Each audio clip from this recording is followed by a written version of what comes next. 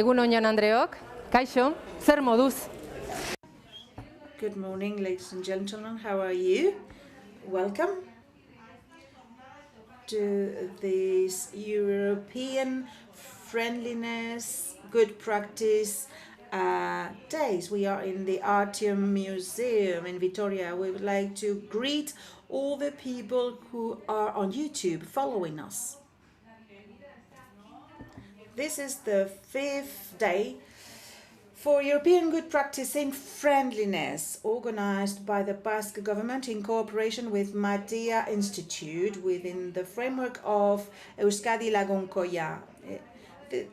Today we'll talk about ageism. What is ageism? It's a whole set of stereotypes, prejudice, biases, and behaviors that discriminate people according to their age. We're going to focus on ageism against older people. During the pandemic, we've seen many examples of this.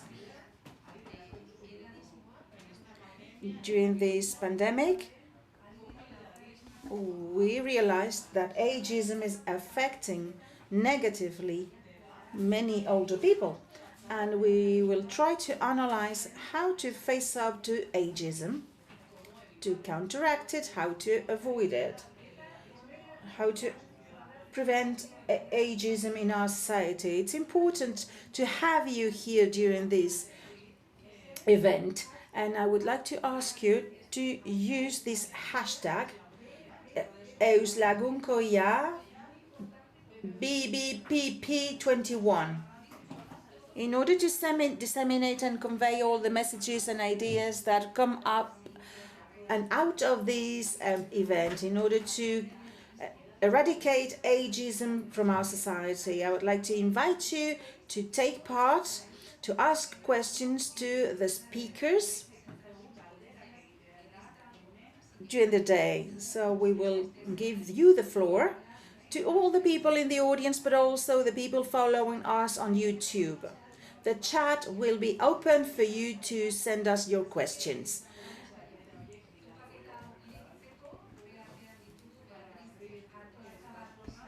And we have with us Beatriz Artolazabal. She is the Minister for Equality, Justice and Social Policy, and Mr. Gorka Hurtado, the Mayor of Vitoria-Gasteiz. Welcome. And now she's repeating the same in Spanish because she's just said it in Basque. Beatriz is going to present us the results of a survey that the Basque government has carried out on ageism and the perception that we have in the Basque society.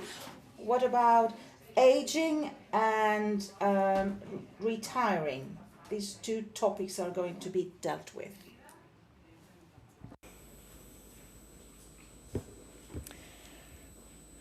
Egun on guztioi eta ongi etorri Euskadira. Ongi etorri. Welcome to the Basque Country, to our capital city, Vitoria. It's a real pleasure for us to organize this event. It's a real pleasure to see you, and it's an obligation because our society is aging. 500,000 people have more than 65 years of age in the Basque Country. I'd like to give a warm welcome to Hannah Swift, Moira Allen, Federico Armenteros, Carmen Martin, Carmen Leon, the speakers. And 5 of the 6 people are women. According to the Statistics Institute in the Basque Country, we have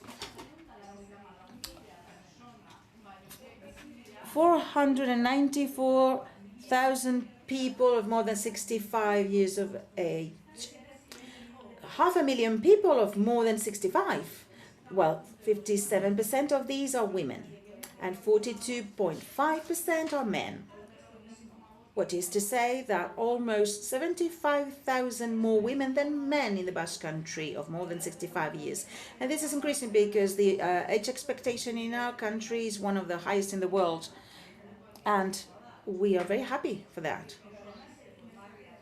But we need to age and it doesn't mean decadence. Aging is not decadence.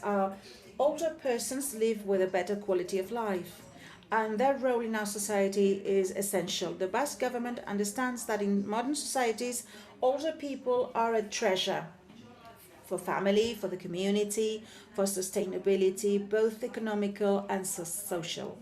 Through the volunteering, giving us their knowledge, their experience, helping their families, for caring of others, and with their financial support, they carry out an invaluable role.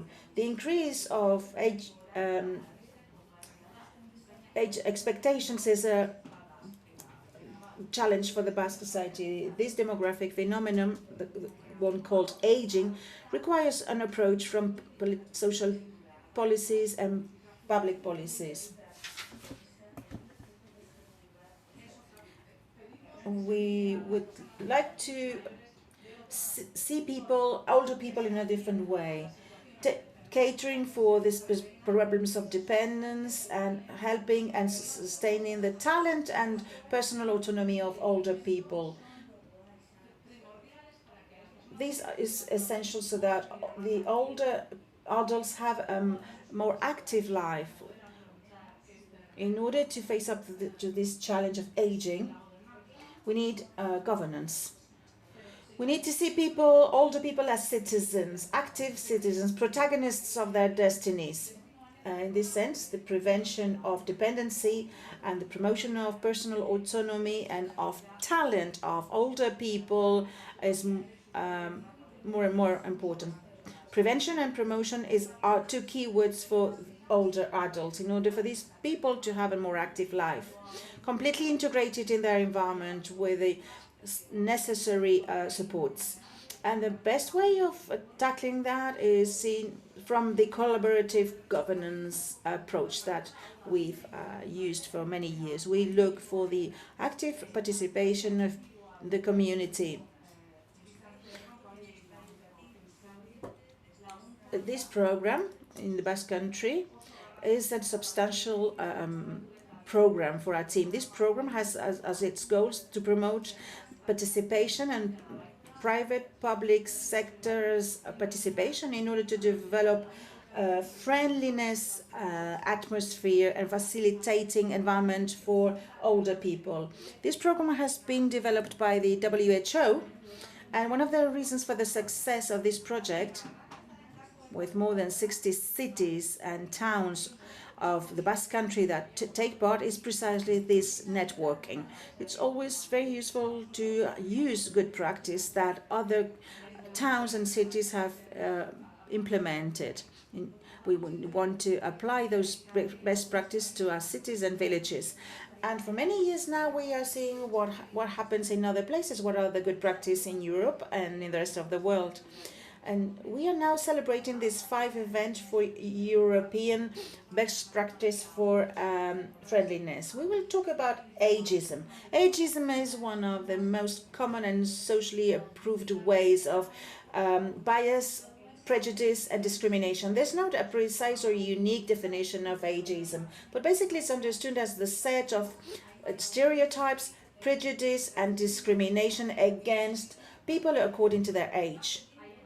For a long time now, various surveys demonstrated that interiorizing negative stereotypes on age can negatively affect the people's healths, but it has also adverse effects on the economic and social planes. Do we have ageism in the Basque Country?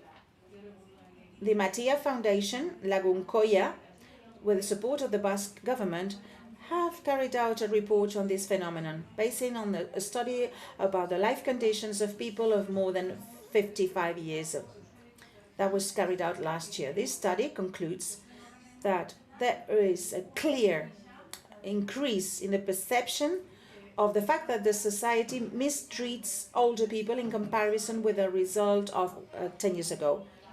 I'll try to give you some of the conclusions of this survey.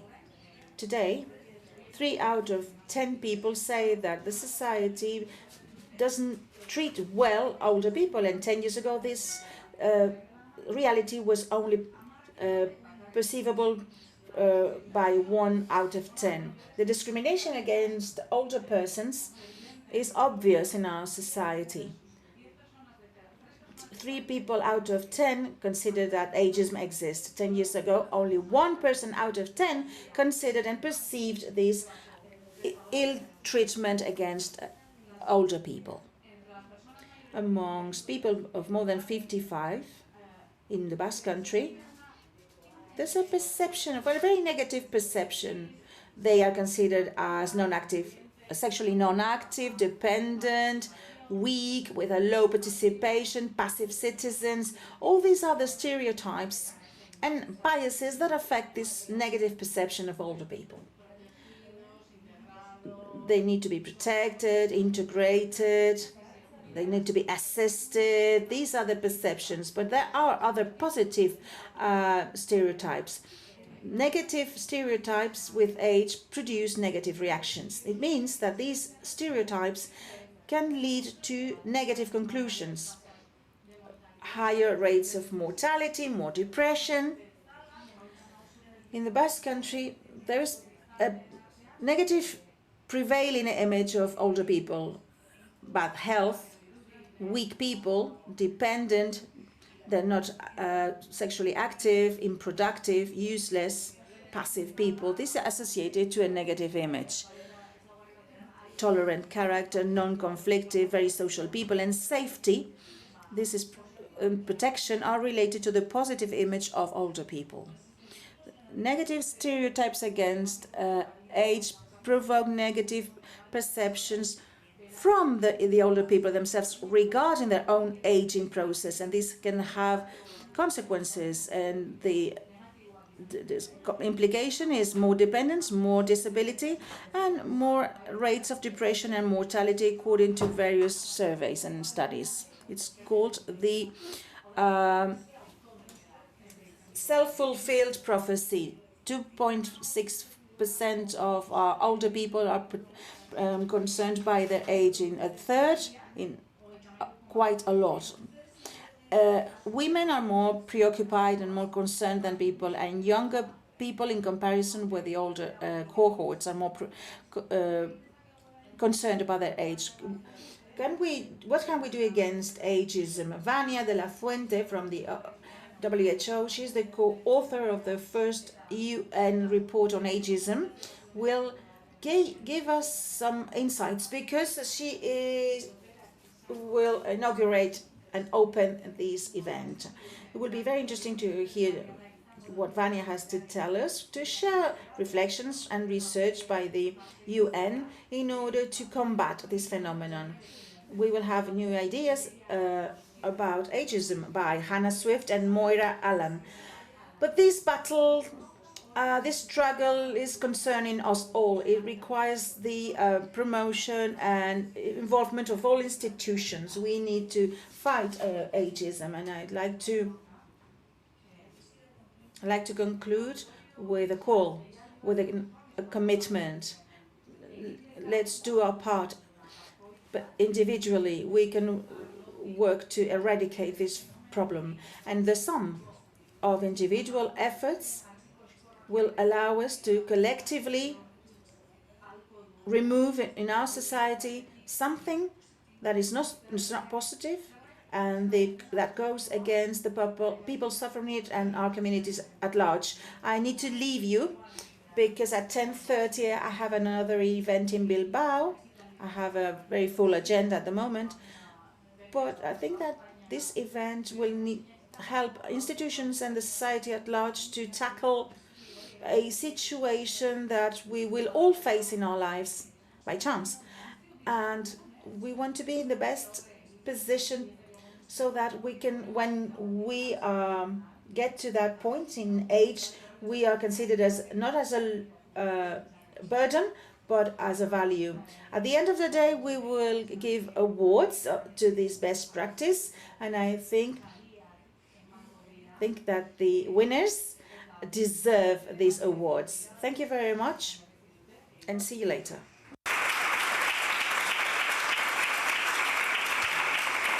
Eskerrik asko, Artolazabal anderea, zure hitzen. Thank you very much for your words. It's a pity she has to leave. But now we will continue with our program. The idea is to fight ageism and improving friendliness. We will speak 3 languages. I suppose that if you need so, we will have a simultaneous interpretation system, 1 Spanish, 2 English, 3 Basque. Having said this, I'd like to add that the friendliness movement in the Basque Country is composed by 67 municipalities. One of these cities is Vitoria. That's why the mayor of Vitoria is the host this year. Last year, the municipality received an award for good practices in friendliness because there was an initiative, We Are With You, in order to get in contact with people who were in lockdown. Welcome, Mr. Mayor. Mr. Gorka Hurtaran, Mayor of Vitoria.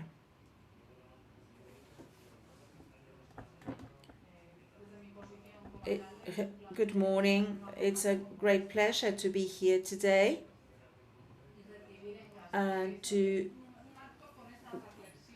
share with you reflections for the well-being of older people and against the phenomenon of ageism. I hope we can draw positive conclusions. Sometimes we say that aging can be a disease or a problem, but this phenomenon is something that we will almost all go through. We want to live these older years with good quality of life, with a healthy life. We want to have an active aging process and healthy aging. That is what we are looking for. How can we age in our societies in a healthy way, in a very participative way? That's this Friendliness Cities network responds to a double trend, twofold trend. The phenomenon of aging, it's not a problem. It's not a disease. It's something that we all wish to have a long, healthy and happy life. And as a fruit of this wish to having the better life possible, we wish an active and healthy aging process and people participating in our community. This network wants to deal with urbanization. More and more people live in cities and urban areas. Here in the Basque Country, we have these 2 trends very present. Half a dozen municipalities receive more than half of the Basque population. Only in 6 municipalities, more than half of the Basque population live there.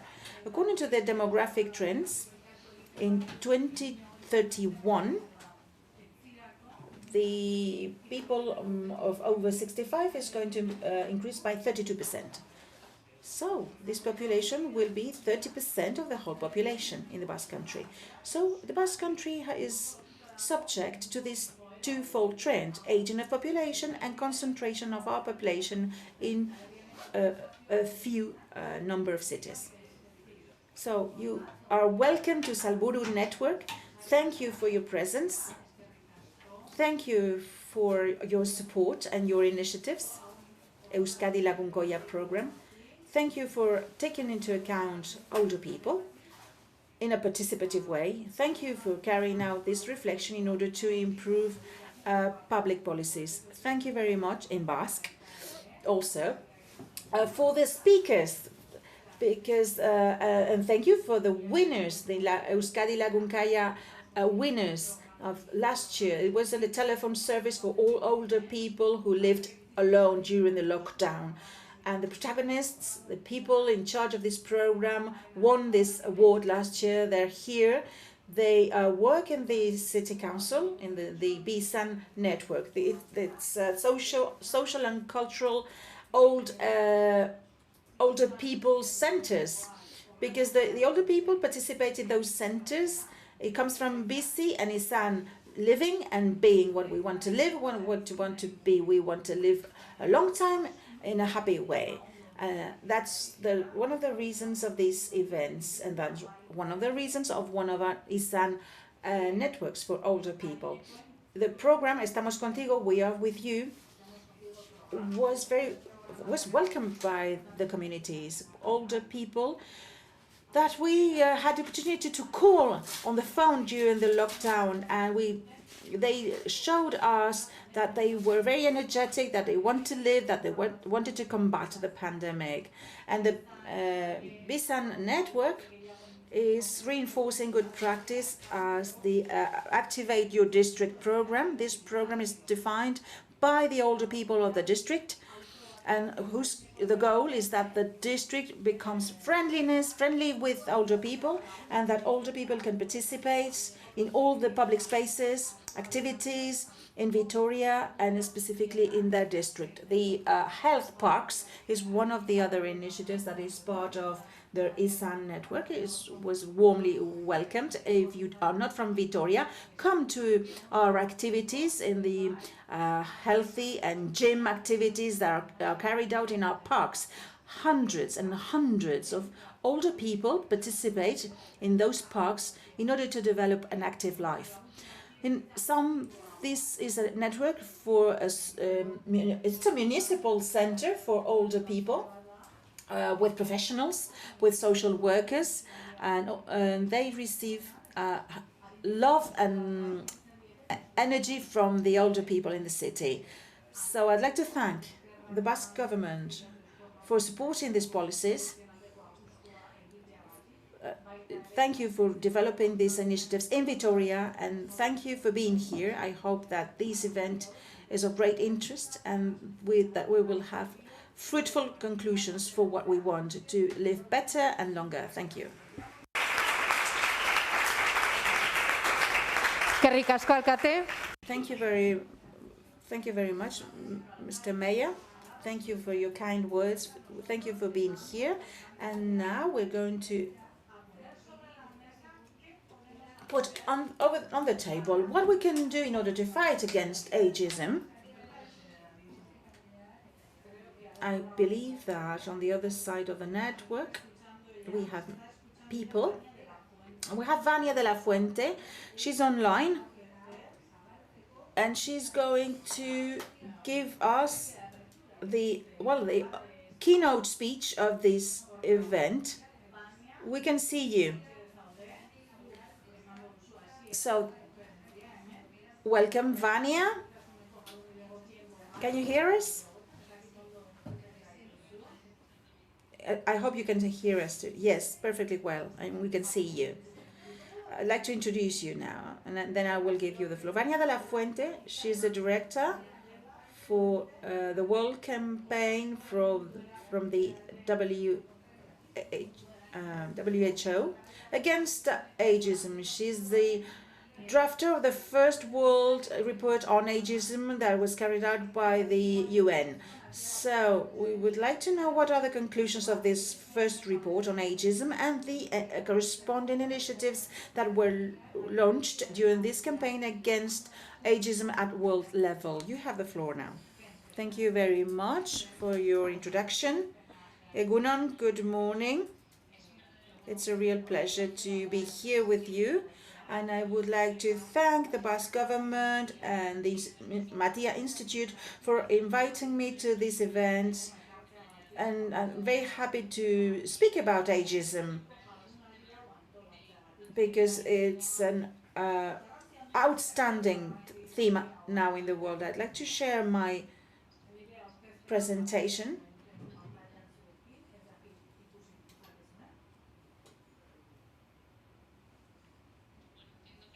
I hope you see it. Yes. Once again, I'd like to thank your invitation. I'd like to share the work that we carry out in the WHO. I will speak about ageism, which is a problem that is affecting all the facets of our lives, and that constitutes a problem or a question of public health, but also a problem for human rights. And I will show you why. But before, and I'd like to start my presentation by asking all the people present, all the people in the audience, to think about a situation in which they were treated unfairly due to their age.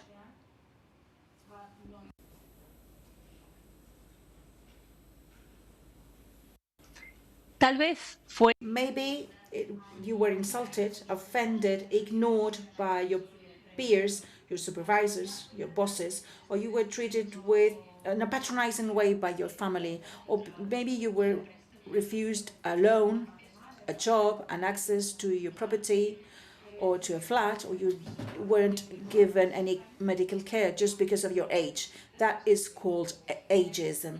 Ageism is behind the next witnesses that I would like to share with you. For instance, Fernando says in Bolivia, discrimination against older people is a serious problem.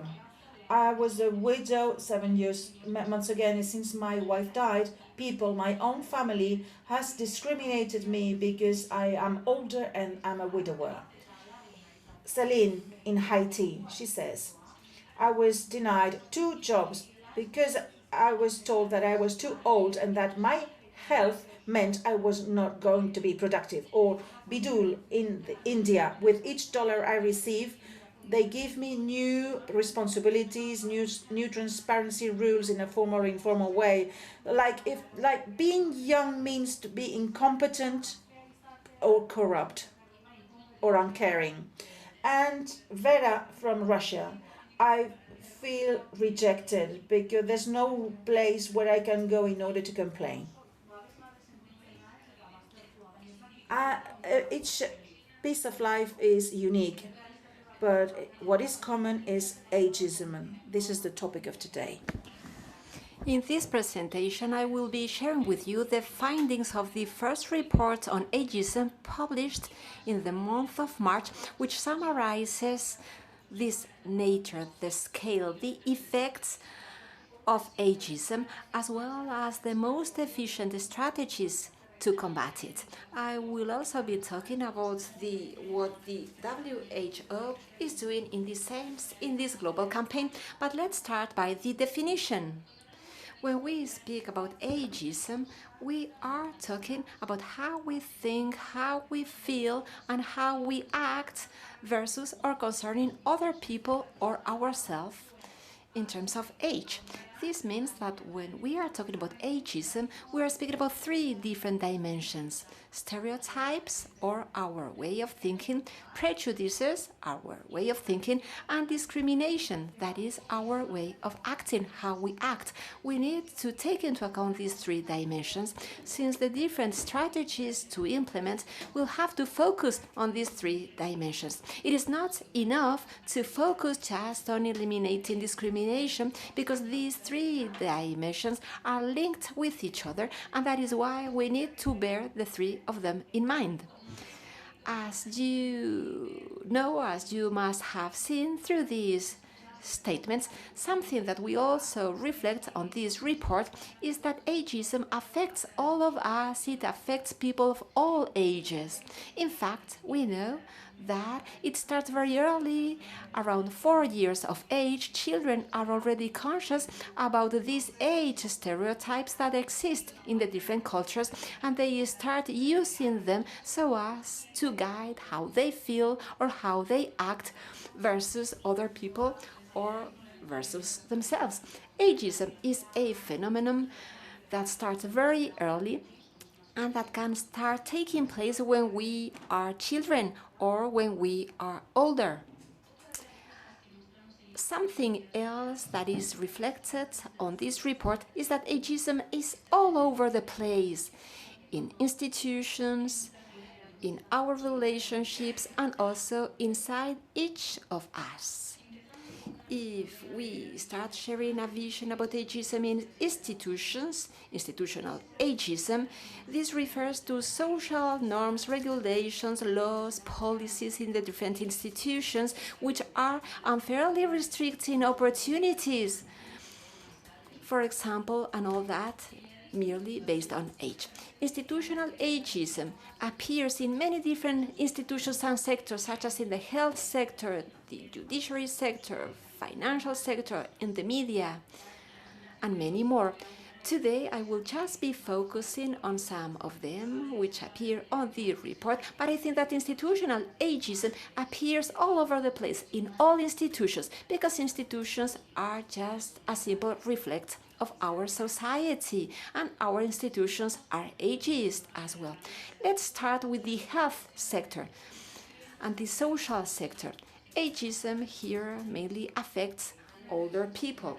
A systematic review of the different studies show that age is going to determine who people are going to be treated or be benefiting from certain medical treatments.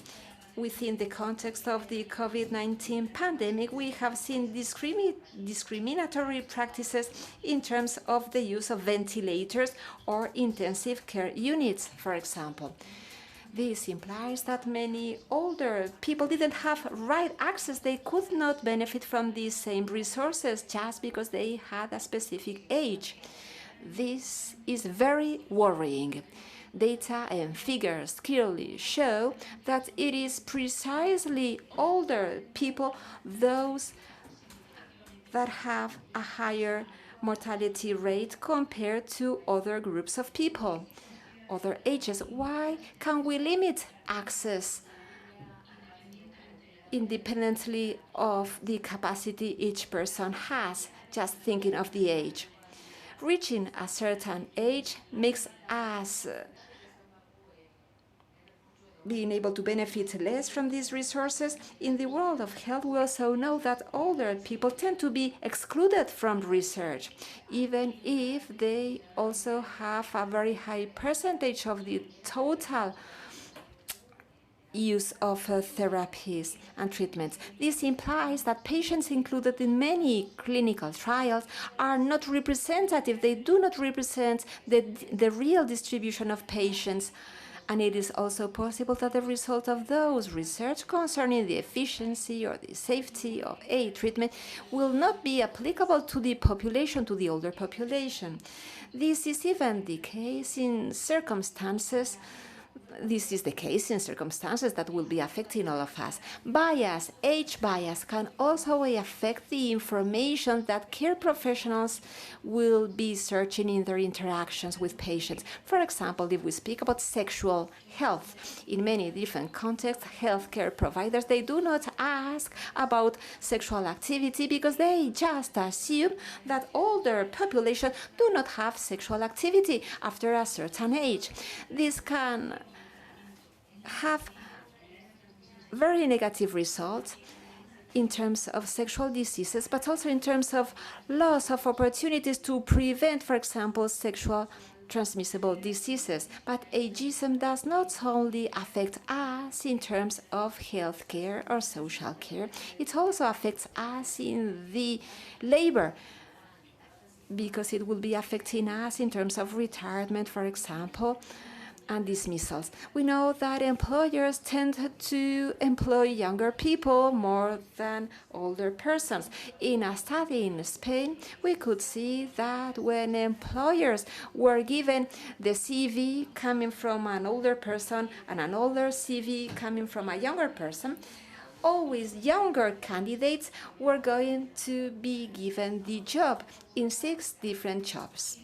In this piece of research, candidates who were around 28 years old were going to be asked to go to an interview 70% more compared to older adults.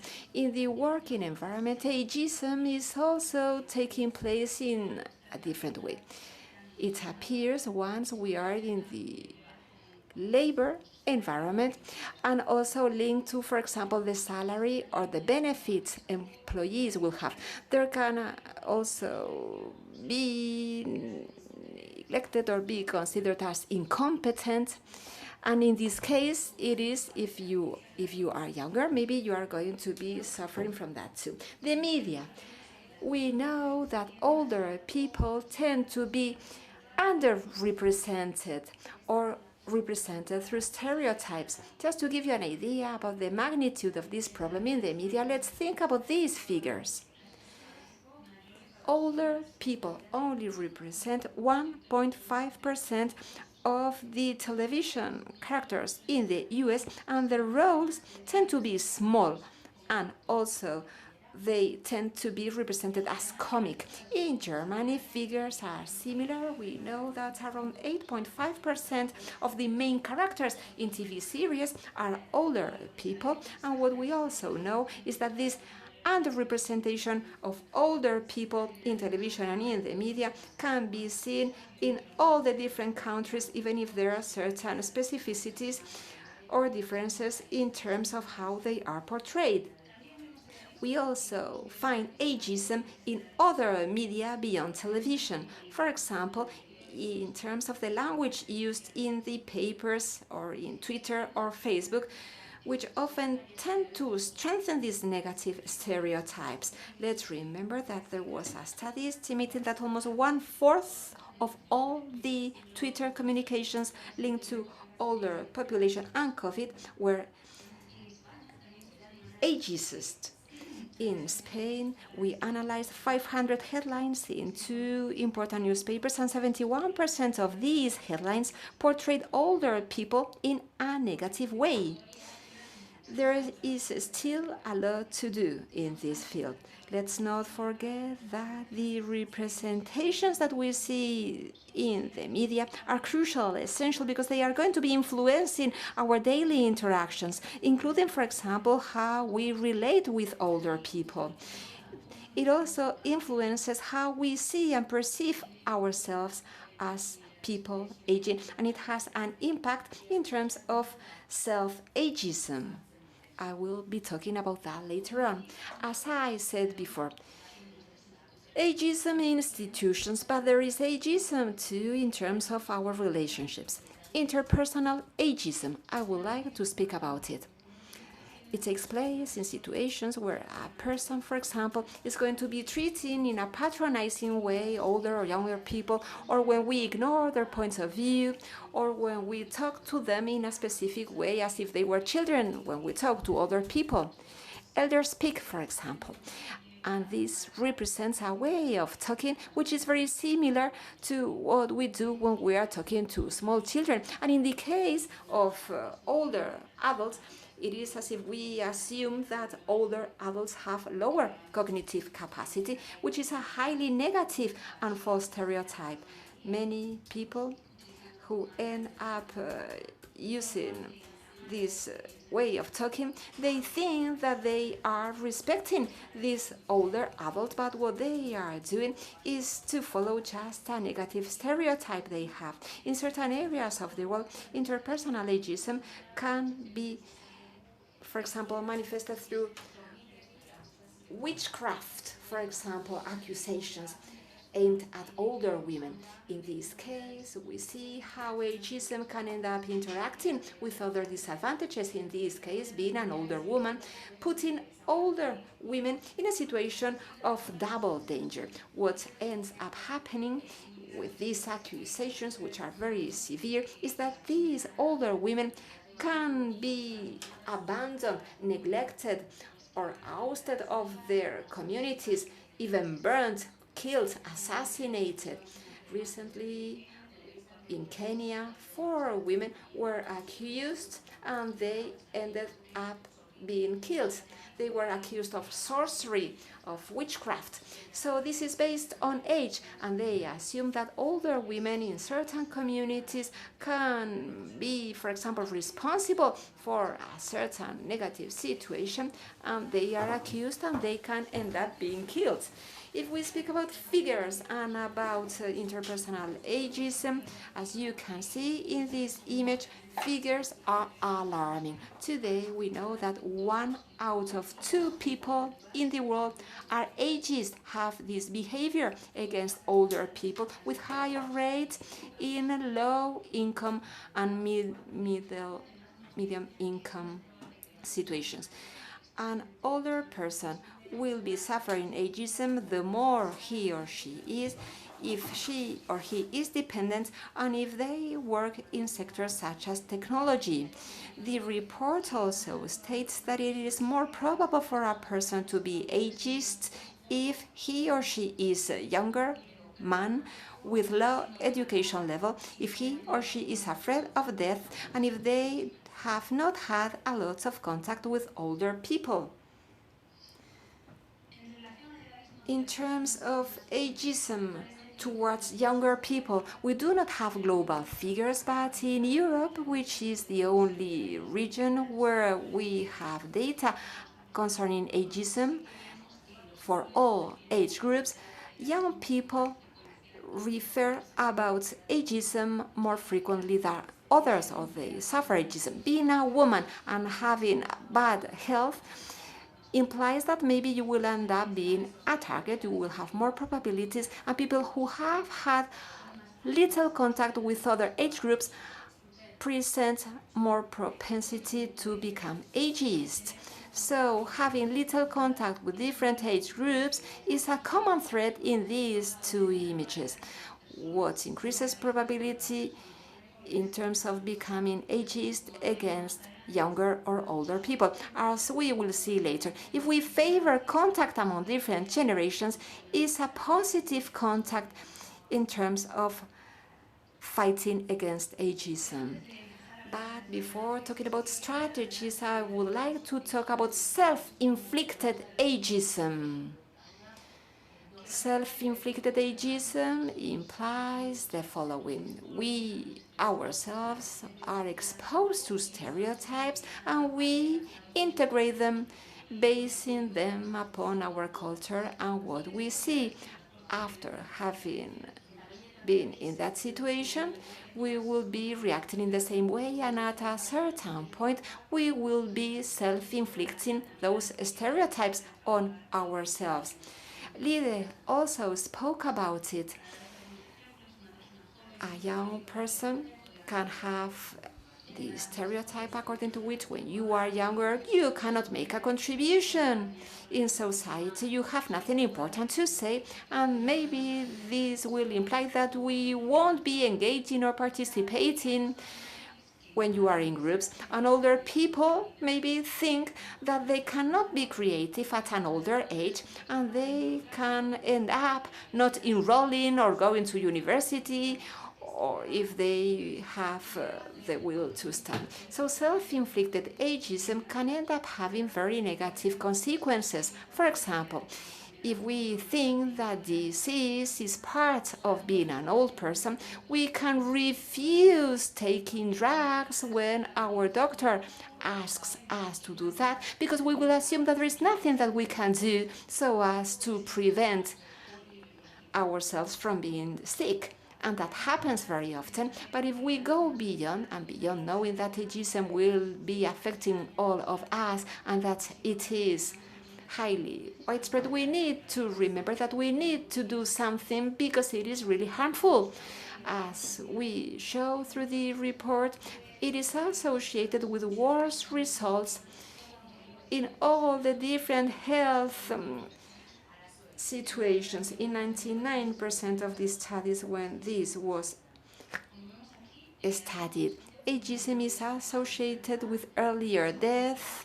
This was found in studies in 10 different countries, and where we could also see in China that older people having a negative attitude concerning aging, they have 20% more probabilities to die during this follow-up period compared to people having a much more positive perception.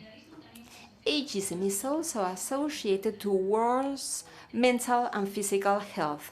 Physical health, we are talking about functional impairment, we are talking about chronic diseases, and also we are talking about acute disorders that increase. If we talk about mental health, we see that this accelerates mental deterioration and depression and its symptoms. According to figures coming from the year 2015, on a worldwide level, 6.3 million depression cases can be attributed to ageism. Beyond our physical and mental health, we also know that ageism promotes, for example, different risks such as not following a healthy diet, not taking the drugs prescribed by a doctor. And if we take into account our own well-being, ageism also decreases our quality of living and also promotes social isolation and loneliness. Negative stereotypes concerning older people can contribute to accepting more violence against them. It is as if we were justifying violence against older people. Association between ageism and health is stronger in case of self-inflicted ageism, and this implies that how we perceive our own aging process is going to be affecting our health and our well-being. These effects can be seen all over the world, and it is much more probable that this will be affecting disfavored groups. It is harmful, but also it is costly, and it has a very important economic price both for people as well as for society. It can improve or increase the risk of poverty and financial insecurity because it limits our access into the labor market. It has an economic impact in society. Different studies show that ageism in work can end up resulting into different diseases by the working population, and we also know that it has an impact in our health. In the year 2020, in the US, ageism, we could see how it represented $73,000 million for different conditions. The equivalent was 1 out of $7 spent in these different disorders in the US for 1 year. That was the result. Up to here, I was talking about this issue, ageism. As we have seen, it affects millions of people in the world, and it represents problems in terms of human rights, but also in terms of public health. Now, I would like to tell you about what can we do to fight against ageism, and let me start by sharing with you certain details concerning the campaign led by the World Health Organization. So this campaign was born in the year 2016. At this point, the 194 members of WHO asked to develop, in cooperation with other sectors, a world campaign to fight against ageism. This was a milestone because countries realized that it would be very difficult to develop any program to try and reply to the needs older people had if before we were not able to fight against ageism. If we start by having stereotypes about age or about older people, it would be very difficult for politicians to start asking the right questions or to start identifying opportunities wherever they could exist. So since 2016, we have been developing this campaign against ageism. The vision: we want to have a world for all of us, for people of all ages, and we have to start by changing how we think and how we feel and how we react in terms of age and aging. And this mission is very important because we're strengthening the 3 dimensions I started telling you about. The engagement was strengthened once again with the Decade of Healthy Aging that has just started this year and that it will continue until the year 2030. In the action plan, fighting against ageism is one of the 4 action areas identified for the next 10 years to come, and it is something essential if we want to move forward the other action areas. But what are we doing within this World Campaign Against Ageism? In fact, we are focusing on 4 different areas, as you can see on the screen. First of all, data and evidence. World Report on Ageism that has just been published has been the result of this first area. Now we have the scientific support that we require. As you will see, there are 3 strategies based upon data to fight against ageism. In terms of this action area, WHO is developing a scale so as to measure ageism concerning any group of age in all the different countries. Something that we saw after having collected all those information and data was that unfortunately, even if there are many different scales, only one of them ended up being correct or valid, and it was not able to measure all the different ageism dimensions. And that is why we want to develop this scale so that we can measure ageism better and being able to know about the result of the strategies. Once the strategies are being implemented, we would like to know about their effects. So the campaign also implies creating a world coalition. The goal is to guarantee that there is coordination at the worldwide level, that we all work hand in hand. The third action area is linked to awareness raising and training. We need to be able to train and change the negative discourse that exists today in terms of aging, and we also need to guarantee that strategies are being implemented in all the different countries and in all the different contexts. And last, we're going to be creating a platform for action. We want to create a world for all the ages. And we want to do that through improving our responses. Now I would like to give you some details and I will be reaching my conclusion. If we start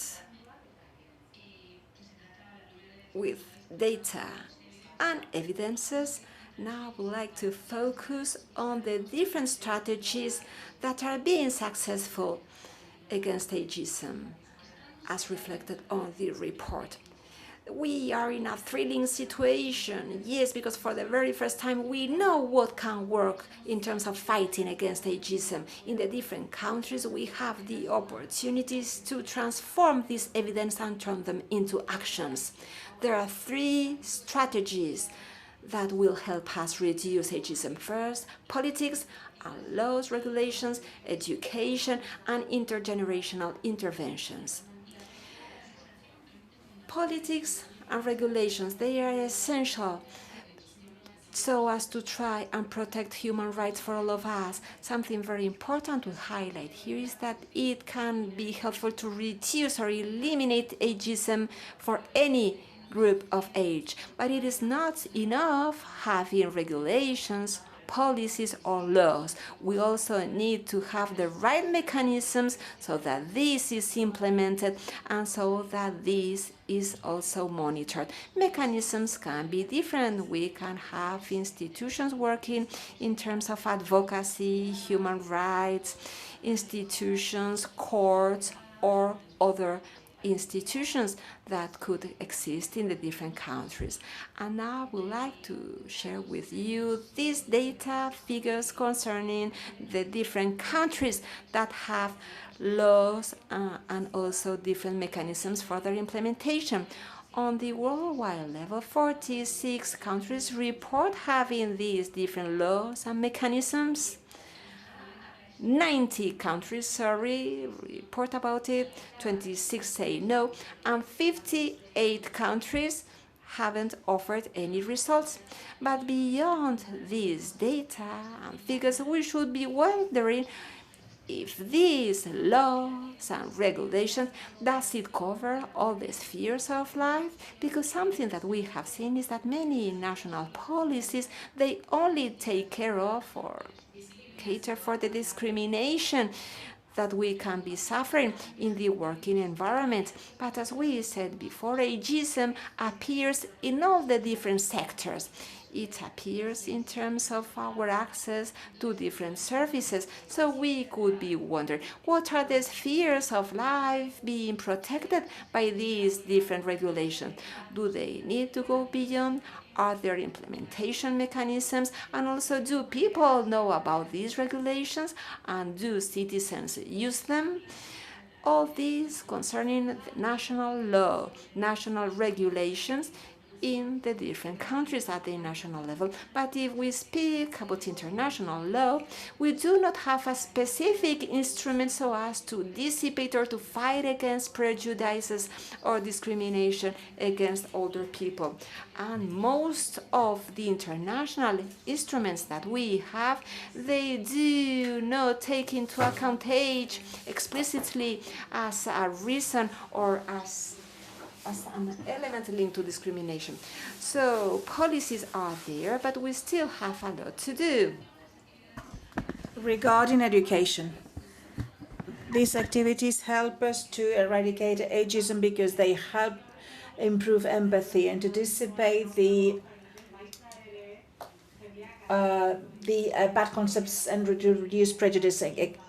They vary. They can include training, conveying information, knowledge and skills, as well as activities as role play, simulation and virtual reality, focusing on the process of trying to improve our empathy.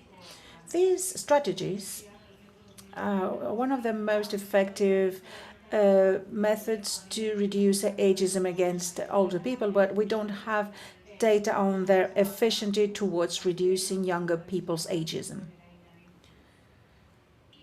The third strategy I wanted to mention are intergenerational interventions. You are recalled that when we referred to ageism prevalence, is the fact of having less contact with people of different ages is determinant.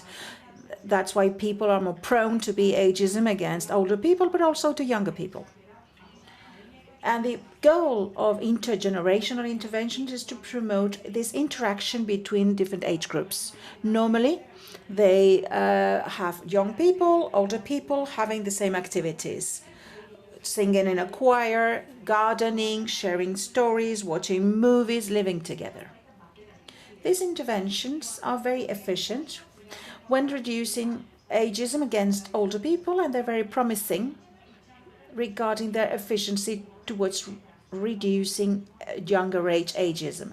We know that interventions combined in education and this intergenerational interaction do modify, with a slightly higher efficacy, the attitudes of people much better than the intergenerational interventions that are applied in isolation. We know what we can do to combat aging. It's very exciting. It's the first time we know what are the steps that we can implement to eradicate ageism. But we have to count on this world coalition in order to ensure that these changes coordinated between initiatives of various parts of the world. For this purpose, we are collecting information because this process started several years ago. We are collecting information on the various organizations that work to combat ageism. What you see here is the website of our campaign and the link in the website where you can send your information if you are an organization already working against ageism or if your organization is interested in working down this avenue. This is going to be shared on the YouTube channel. I know that there are participants online following us. I encourage you to share your data and information so that we can create this world coalition for coordinated change.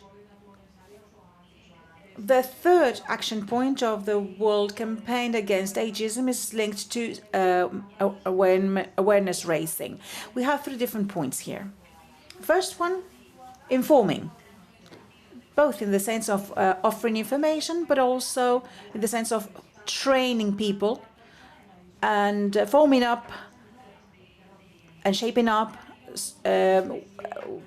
efforts with masterclasses, online training, webinars, guidelines. 1, to avoid ageism in communication, and insisting on the importance of words and images that we use. We are now working on a guide to help all the stakeholders and interested people to design and implement intergenerational activities, giving examples of the type of activities that you can carry out in various communities, and offering this guide that allows every person in each community to have these resources. And these are guides that and tools that you can use to develop intergenerational interventions. Here we also work with this concept of promotion of exchanges and changes in the media, because the media have a great importance today, and promoting an exchange with governments and other sectors of society in order to design and implement these 3 strategies. And last but not least, change our way of thinking, feeling and acting towards aging and ageism. We need to cooperate. This morning we heard that ageism concerns us all, and we are all involved in this change so that there's a real transformation down the line. We have a toolkit that includes a great variety of resources that are available. I'd like to mention, and that's something I already said, we have all grown in an ageist society. It's very likely that we are all ageists. And our institutions are just a reflection of what we are as a society, and they may be ageist too. Change processes are incremental. Once some people change, all people change, and all institutions and organizations that do change. And maybe the discourse will change. Either we see aging as a problem, either we see it as a tool and as an asset. The type of tools I was mentioning, now you can see it on this slide, the toolkit. These tools include a series of resources, information on ageism, a guide to help you organize your events, a conversation guide that allow you to start a conversation in an informal way at home with your friends or with your families, or in your jobs or in schools. If teachers here today, maybe you can use this to start these conversations and make the rest of the population aware on this problem that does exist amongst us. This paradigm shift, this change in society is possible. We've seen big changes in the perception of women in the world in the last few decades. But obviously, for this change to be real, it requires our action. Beyond the fact that governments and countries start implementing these strategies, we need to change, each of us. We need to contribute with our grain of sand. The World Report on Ageism will be available in Spanish next year, the full report. I hope you will follow us, and we will launch it in Spanish. For the moment, it's only available in Korean and English. The summaries and abstracts are available in Spanish and other languages on the website. Last but not least, our work is focusing on creating a platform for action through optimizing national, global, and local responses.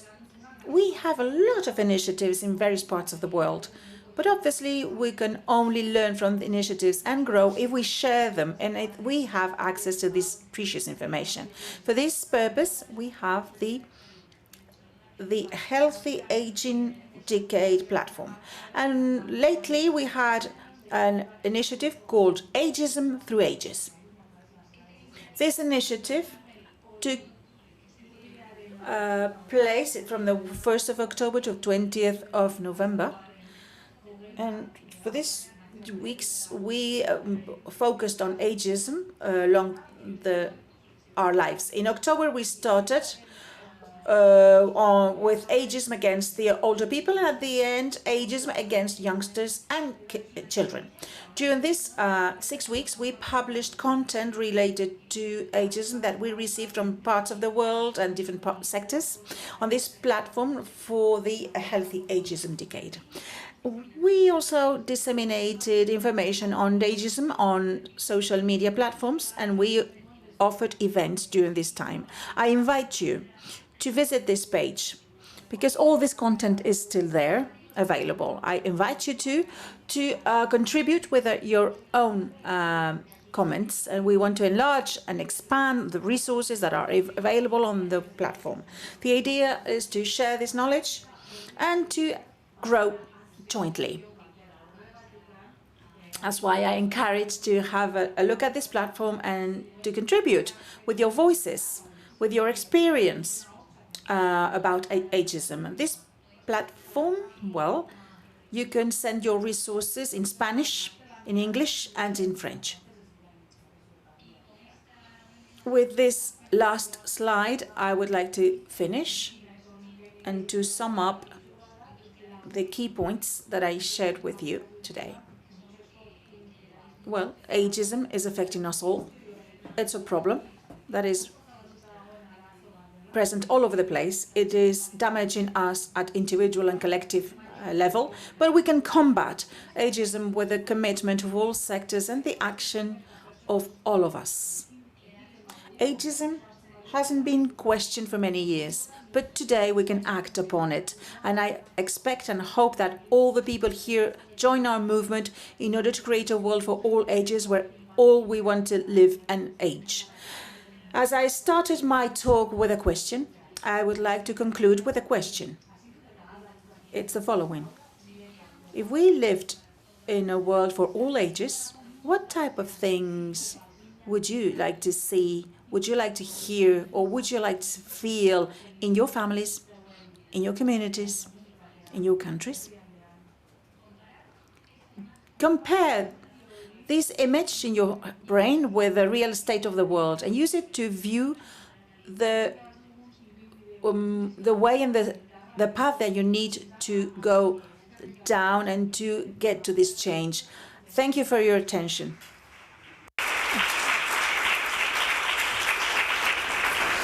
Pues muchísimas gracias, Vania, a ti por tu... Thank you very much, Vania, for your inspiring talk. And very optimistic indeed, because we're here to look for solutions against ageism. Let's see if people here, or even people who are on the YouTube chat that is active, let's see if you have questions. Any questions in the room for Vania? Yes, go ahead. I have a lot of questions, and I'd like to thank Vania for her presentation. You speak about eradicating and removing ageism, but we need to make it visible first. Is it part of this process, making it visible? My experience is that very often with older people, basically, things are just pure discrimination, and they think it's okay, it's normal. That's what we have. What about making it visible and before removing it? And I have another reflection. What are the consequences of removing or eradicating ageism? Because it can be unpopular. I'm referring to the age of retirement. In Spain, our retirement age is quite late, 65 years of age, and people now start to retire at 67, and the social movements were protesting because this was against our rights, because the age of retirement is one of the most discriminating factors because it's going against age. I don't know what happens at 65, because at 65 you can work, but maybe the next day you cannot work anymore. So what happens with retirement? What about professions? What are the professions that are most ageist? I think that the health has a lot of implications, but I don't know if it's doctors or nurses where there's more ageism. I have so many questions, but if nobody wants to talk, I can continue. Okay, we'll start with these two questions first. Thank you. These are interesting questions indeed. Regarding the first one, you're right.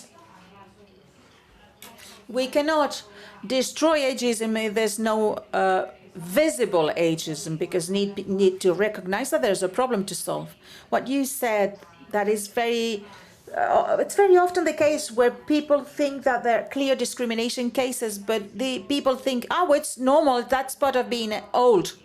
And this is something that we see in our seminars when we work in other parts of the world. Very often we have this initial reaction when you speak about ageism. They say, oh, well, this is not a problem in our country. In this country, older people are respected. And once you start to ask specific questions, then suddenly people start to see that this is a real discrimination. These are stereotypes against older people. And then people start to say, oh, yes, it's true, this is happening here. You're right. So little by little, people in these conversations do realize that in their countries, ageism is real. And it's essential to value older people, but we need to know if these ageism experiences exist. And we need to make people aware,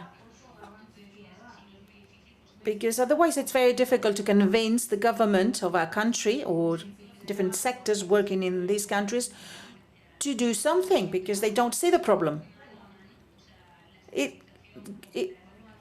Awareness raising goes hand in hand with eradication. We need to have this world report on ageism, and we give figures.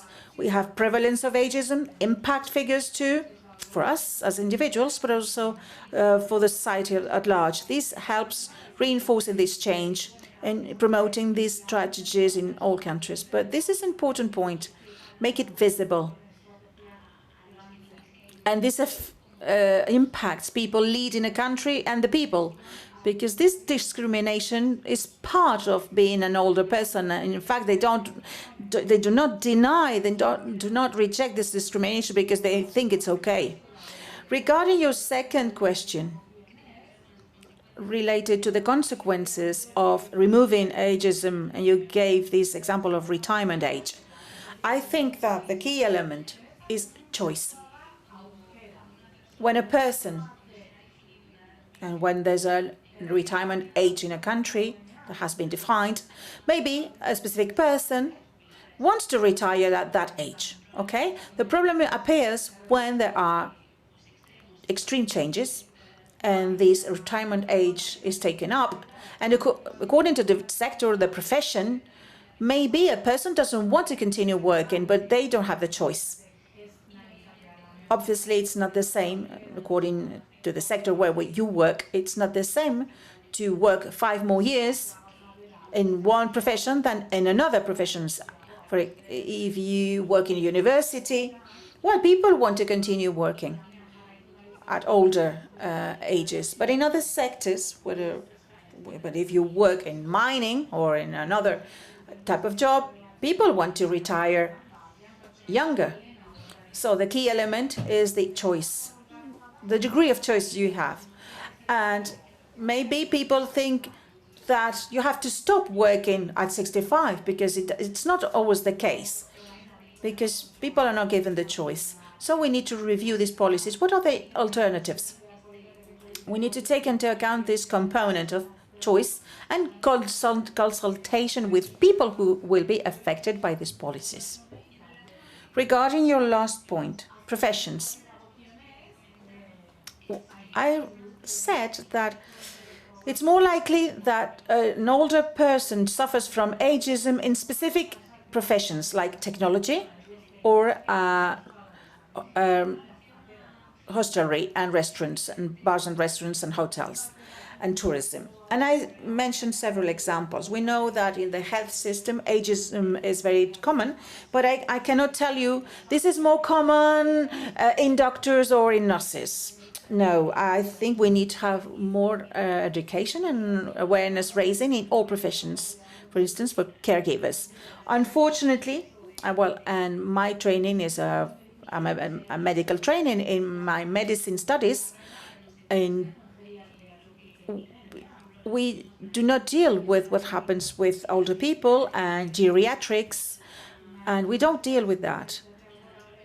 Most of our patients see new doctors, and most of the patients are older people. There's no good training for young doctors. We would need more training in colleges and universities, because doctors have to see a global person, not just an old person as a sick person. So there are different components, especially in training, in education of caregivers and medical people. Thank you, Vania. Let's have a look at the chat questions. Many people are taking part, and following us in YouTube. Self-inflicted ageism, and we have to work on this since our infancy and childhood. Self-inflicted ageism.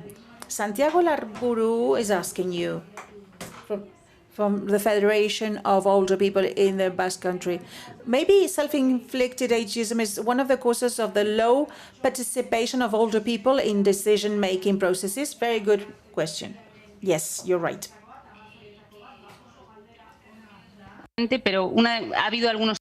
There were studies showing that we are self-inflicted ageism, and we are reluctant to associate or to participate with groups of older people and to defend our rights, because we want to be associated or linked to this age group because of the stigma. This is a handicap. It's a barrier to make progress, because if older people do not want to be part of older people, they do not identify a discrimination because they don't see them as discriminated, we cannot really make change. But we see more mobilization, we see more calls to end with specific situations. And I am hopeful. And I think this is going to change little by little. But self-inflicted ageism is an important barrier, so that people affected by ageism are really part of this change that we need. Another question. Just a moment. You need the microphone, otherwise we can't hear you. Yes, you say that older people are marginalized. Well, we will all get older, and if we don't get older, it's very bad, because otherwise it means that we have died before that. It's a pity that older people are marginalized. You need to live as you are, younger or older. You're older and you need to be respected as older persons. And if we don't get old, it's a bad sign. Thank you.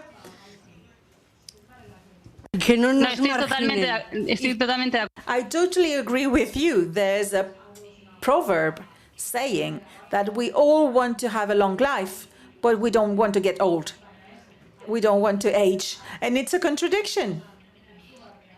And it reflects this rejection in our society towards older age. There's a bad consideration towards aging in general. And we should all work in this world for all ages, where we can all accept ourselves, where society, institutions accept us and do not put barriers to our opportunities. There's another question in the audience. Yes. More than a question, I would like to insist on two things. This lady just said that we need to accept ourselves as older people. That's the mistake, that we behave as older people. We need to behave as people, as persons. I'm a person. I'm not just an old person. I need to behave as a person, not as an oldie. And we need to behave as people. This is self-inflicted ageism. I see it in the streets. I see it around me. When you go out and people say, I'm too old, I cannot do this, I cannot go there, and people do not participate and are not involved. This is in our education, and this has been ingrained in us by our education. I always say that we are healthy, sick people, because we are healthy people, but we take pills, and we can carry on our normal lives with active lives, and we have feelings and ideas. We're not over, and otherwise we get old inside. I'm a person. I'm not an old person. I'm just a person, and with my constraints and with my abilities, I can do a lot of things. But I don't consider myself an older person, just a person.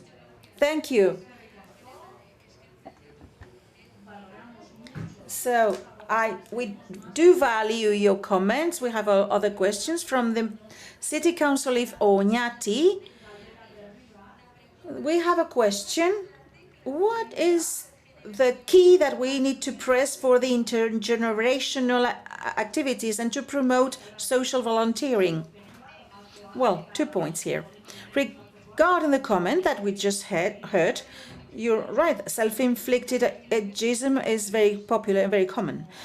And every day we see ageist actions and situations. And people don't put that into question. These are small things. For example, greeting cards, but in fact it's an ageist joke. Let's think about a similar greeting card, making jokes on gender. Today nobody will laugh at gender jokes. Why do we laugh at ageist jokes? How can we remove these micro-ageisms? Because we find this around it all the time.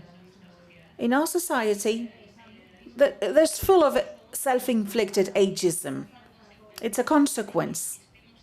Because we are so exposed, repeatedly exposed to ageism in our societies, in our interactions since we're kids, but also in what we see on TV or when we go to a shop. These are very common situations in our daily lives. So we need to put that into question in our own relations when we interact with other people, but also in the situations around us. We need to ask these questions. Why? Why this greeting card? Making jokes of your age. Why is your question is more relevant in this context because of my age? Why? So we need to make people aware of this situation, the importance we give to age. Too much importance. Because people have assumptions on what we are and what we are not because of our age. So there's something that we can do every day regarding intergenerational activities and how can they be promoted. We've been successful stories in many places of the world with different intergenerational activities.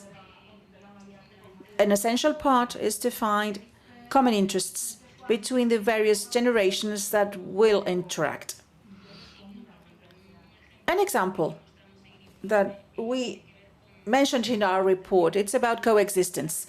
Older and younger people living together.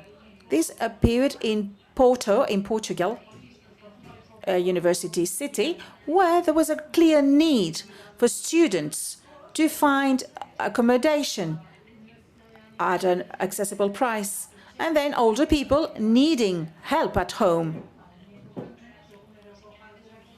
older people living alone. Most of the time they had room in their flats and they didn't want to live alone. These two needs met together, and there was a program that catered for these needs, giving accommodation to students with older people, and older people had company. So an essential point in this type of interventions is to find this common point. And volunteering appears when these common points appear, with groups of different ages having common needs. And then we need to fight against barriers that exist in our societies when trying to join different generations. We live more and more years and more segregated societies. So what are the barriers that do exist in our community so that different age groups never meet? And how can we really change this trend to have different generations meeting and being together with common interests, opening new opportunities? And we can do a lot with our environment, with our buildings around for these interactions. Yes, in terms of eliminating barriers, Pura Diaz Vega asks, are there any initiatives that can act to try and avoid stereotypes among children? What can we do with children? Yes, intergenerational activities and education activities are very important. As I said before, just as early as 4 years old, we start having stereotypes and we start using stereotypes just as early as that. So that is why education and intergenerational activities have to start very early. If we are educated about aging and if we see that that is something that we all are going to become, we are all going to become older, if we interact with other ages and with other groups, I think that is a good method to maybe not develop these stereotypes. And maybe we will start also putting into question stereotypes thanks to education. Another question here in the room.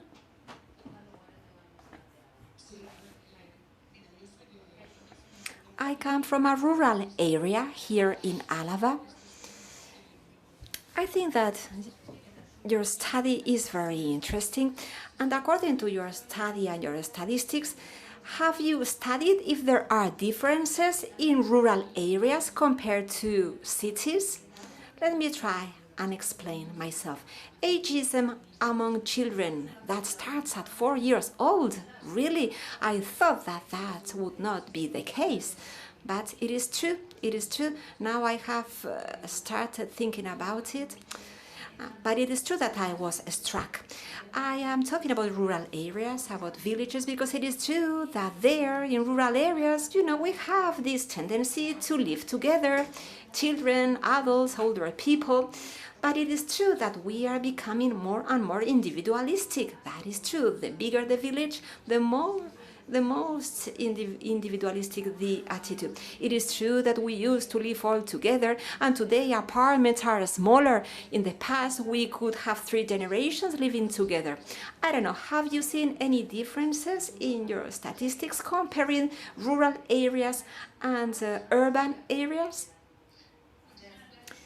Thank you very much for this question. It's very interesting. No, unfortunately, we have not studied the difference between rural and urban areas. But you are already partly giving the reply yourself. It is true that before, in the past, in rural areas, we had much more intergenerational activities. I mean, we used to live all together, grandparents, parents and children.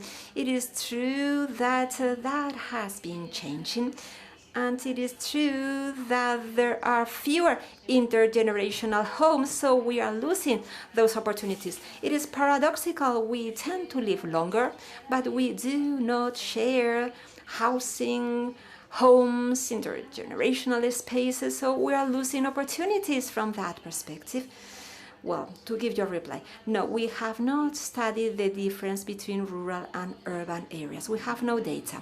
We have no data neither concerning the evolution of ageism along years that could be reflecting the transition you were telling us about. It is true that there have been different studies that have assessed the evolution of language in recent years to try and see if this language evolution reflects more or less ageism. And that has been done by using references in books, articles. And yes, we have seen that this has got worse as time went by, more ageism in terms of language. But no, there is no information about prevalence in rural or urban areas. Once again, yes, but language has become more negative, unfortunately. No data, but maybe there will be, because this has only started focusing on ageism in our societies at the international level. We encourage you to keep on studying, researching, and please share with us your results. Let's all keep on fighting against ageism. Thank you very much for having participated in this event in Vitoria. Let's hope that next time you will be here with us. Thank you. Thank you to all of you. And also thank you for your questions. I hope that you will all be joining this movement. I am optimistic. This is possible. Please join us. Thank you. Yes, thank you once again. Bueno, pues seguimos avanzando. So let's continue, and we are going to be listening to people who come from other perspectives, how to face ageism. So we are going to open now the floor, and we would like to invite our speakers from the United Kingdom and from France. Hannah Swift, researcher from Kent University. She has been analyzing ageism in the media. She works focusing on action. And also Moira Allen, co-founder and international coordinator of Pass It On Network, a network of people promoting positive aging. ¿Estáis? Vamos a darles un aplauso, ¿no? Okay, let's welcome them. ¿Tienes en primer lugar? Would you speak first? Yeah. Okay. Are you bringing your translation gear? You too, Moira? So that afterwards they will... Yes, but for the questions. What about? I will bring it to you because probably, for sure, there will be questions for you. So. I've got this here. Okay. Okay, did you bring it with you? Okay. So, I will be presenting. I give you the floor. Thank you. I will be presenting in English, so I don't know if anybody in the audience might need translations. ¿Tenéis vuestros aparatos de traducción? Bien. 1 castellano, 2 inglés. Hasi egingo gara, Moira, zurea da hitza. Oi, Moira. Whenever you want. Hannah. Well, thank you very much. My name is Dr. Hannah Swift. I'm a social psychologist from the University of Kent in the UK.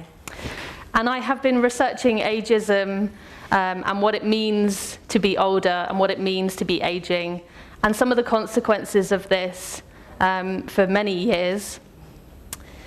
Actually, a lot of the evidence that I have about the consequences of age stereotypes is informing the global campaign to combat ageism.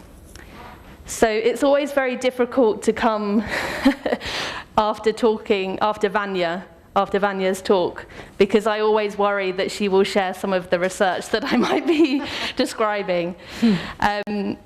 And actually, I can comment quickly that we have done some research looking at differences between rural and urban areas in regards to that last question.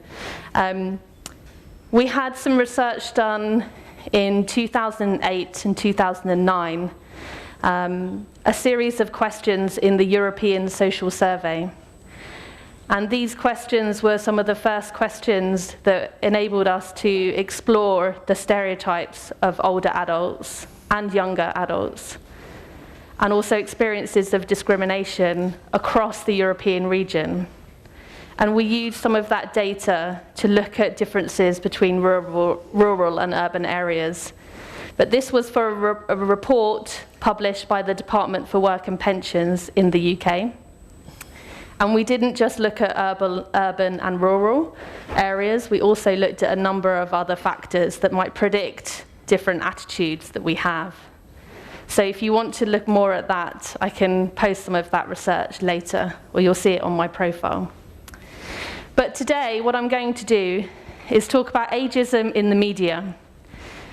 So I was asked to talk about and give examples of ageism in the media and what we can do about it. So I'm going to talk a little bit about this reframing initiative that's from the Reframing Institute in America.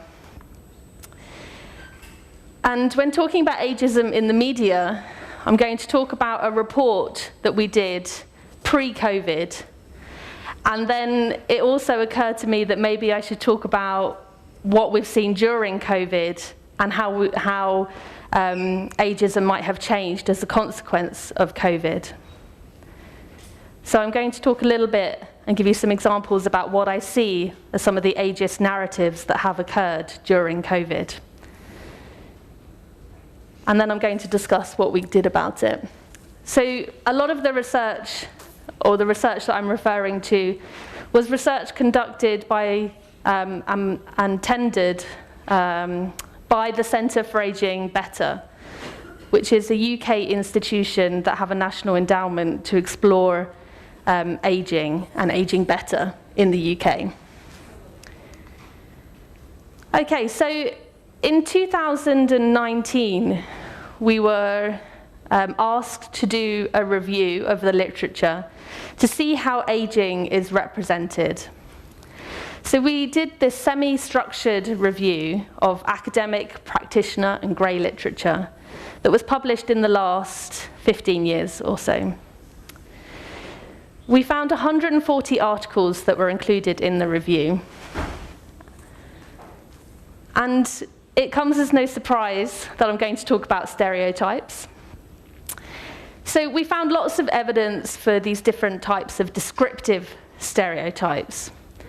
So these descriptive stereotypes represent what we think older people are typically like, or what we think aging is typically about, and what older people typically do.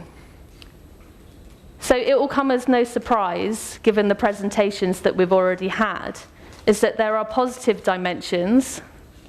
We think older people are very wise, they're warm, they're friendly, they're moral. But then we also have these negative dimensions, and these are dimensions that many of our speakers have already spoken about. We also have what we call prescriptive stereotypes. Okay. So these are slightly different in that they actually describe what we think we should and shouldn't be doing at certain ages. And the literature shows that these tend to focus around 3 areas.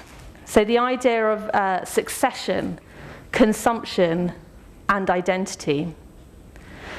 Succession is this idea that at a certain age, you should step aside and make way for younger people coming through. So this is a very real prescriptive stereotype that tends to, that we tend to see in the workplace. So this idea that at a certain age, you should step aside and make way for younger workers coming through. Another prescriptive stereotype is around consumption. So this idea that as older people, you shouldn't be using too many resources. So you shouldn't be consuming too many resources that should be used for the whole group. And we see this a lot in healthcare. The third prescriptive stereotypes are around identity. And this is a slightly different prescriptive stereotype in that it's this idea that older people should behave like older people, and they shouldn't be behaving or using spaces that are reserved for younger people in society. So older adults shouldn't go out night clubbing. This idea that we had earlier, that you're too old to do something. And these are the ways in which we enforce these prescriptive norms on ourselves. So some of the research that I do actually looks at what happens when people violate these kind of norms that we have. So how do we evaluate people and older adults when they decide to stay in the workplace, or if they are seen as consuming resources, or if they are seen as not acting their age? The third area that we looked at was meta-stereotypes. Now, meta-stereotypes are what we think other people think about older people. So when we explore stereotypes, sometimes we ask people directly, what do you think of people over the age of 70? Do you think that they're competent, incompetent? But sometimes we ask them not what you think, but what you think other people think, right? So this is how we understand what society thinks as a whole. And the research that I do not only looks at the consequences of what we think, but actually it matters what I think you think, okay? So if I'm as I get older, even though I know that I am still competent and have certain abilities, if I am living in a world in which I think that other people will judge me negatively because of those stereotypes, then it can still have an impact on me. And this cartoon here demonstrates these areas of prescriptive age stereotypes. So you can see here that someone's violating the identity norm by going to this uber cool cafe. You've got an example of Succession. It's time for you to step aside, old man. How will I ever get on top with you in my way? And also consumption. Now, the research that we did, I'm just going to show you one piece of evidence that really summarizes the extent to which negative stereotypes dominate in the media. So this is research from the US in which they looked at a database and they used lots of different words relating to old age, and they looked at the words that became before and after those. So how older adults are basically described. And this obviously goes back all the way to 1810. So you can see here that throughout the last decades, age stereotypes have really dominated the media and the narratives. Lots of different reasons for this. We can think about industrialization and modernization of nations. We can think about increasing life expectancy and other things. But I think this picture really summarizes the trajectory that we've seen in the media.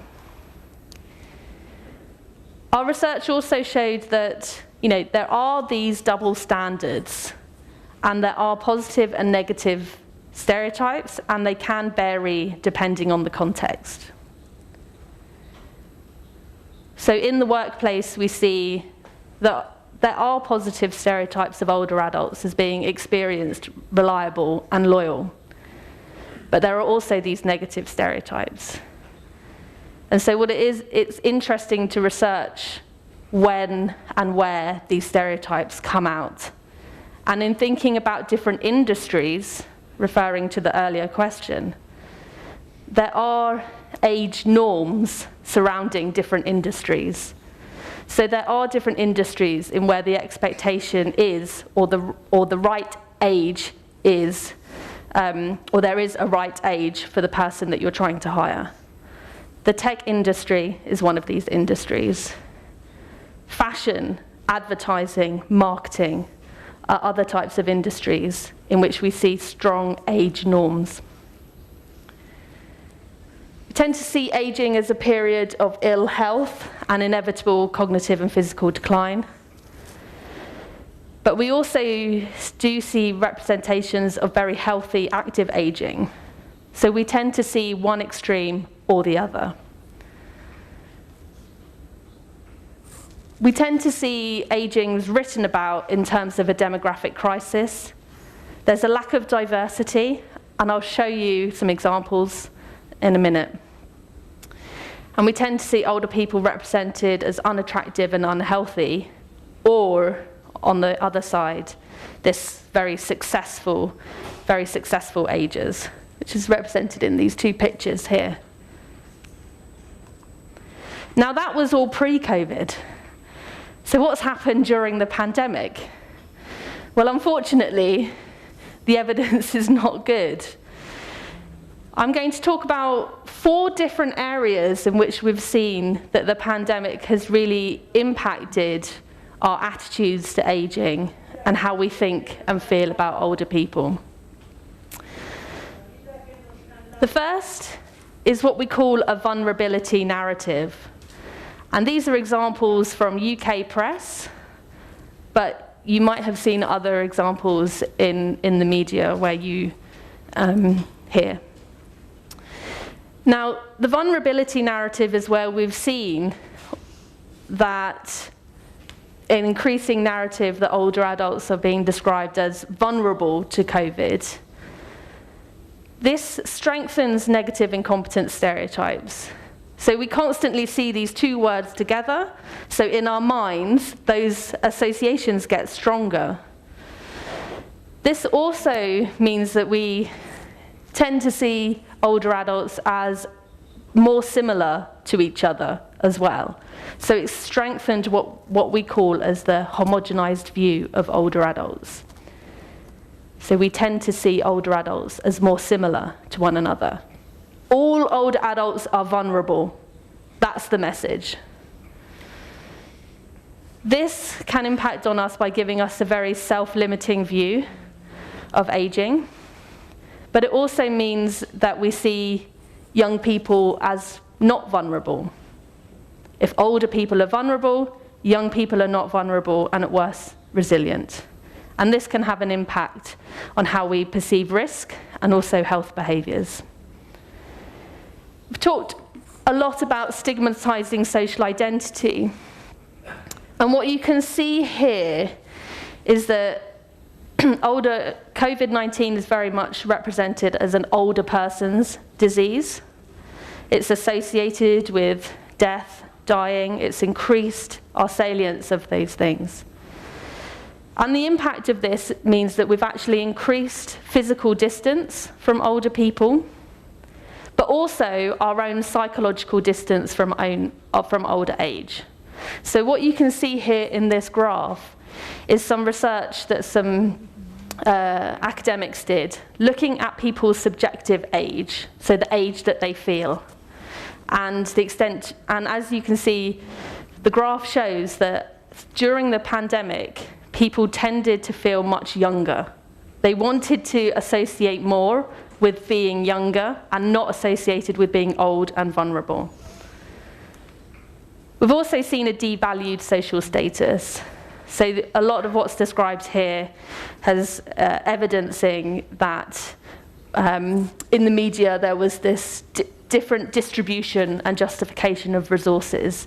So how much resources are we actually going to put in to fight for this, for older adults? We've seen expressions of hostile ageism.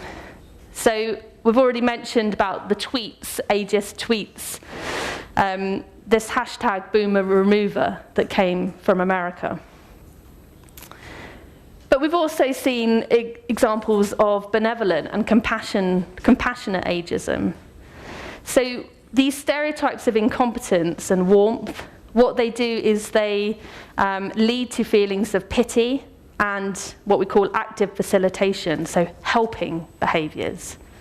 I feel pity, therefore I help. And actually, although this seems like a very nice thing to help older adults, it can be perceived by older adults as patronising. I don't need your help. Why are you targeting me with this? Go help somebody that needs it. Now, of course, with all of this, there is a difficulty in trying to challenge stereotypes because there is real change with age. Okay? So this is what we call the curse of the kernel of truth. But what you can see here from this figure is that actually decline happens much earlier, and actually as we age, there is more variation. Okay? And I think one of the reasons that we have ageism is because we tend to value this kind of fluid intelligence over this crystallized intelligence, which is about experience, understanding your culture, having this kind of emotional intelligence. So stereotypes can over-exaggerate this decline, but they also dismiss this variation between individuals. I'm running out of time a little bit, so I'm going to have to speed through. But visual ageism is something that we've seen a lot during the pandemic. So this is the social practice of underrepresenting older adults or misrepresenting them. And I'm going to show you some images that came from Professor Thomas Scharf at the University of Newcastle. And these are images that are being used several different times for several different newspaper articles.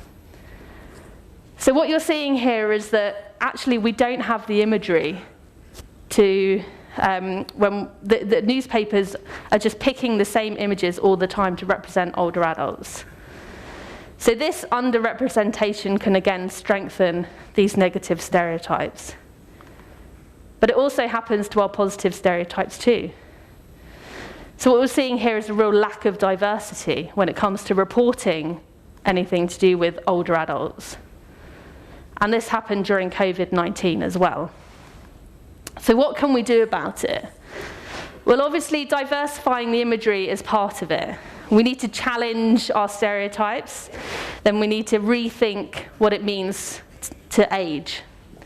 This is a really good example from the City Council in Manchester, and they're advertising an over 50s music night. And you can see that they're trying to reframe what it is to be older and what kind of activities that you can do that are available to you. And they've used imagery really well here. So diversifying imagery can help.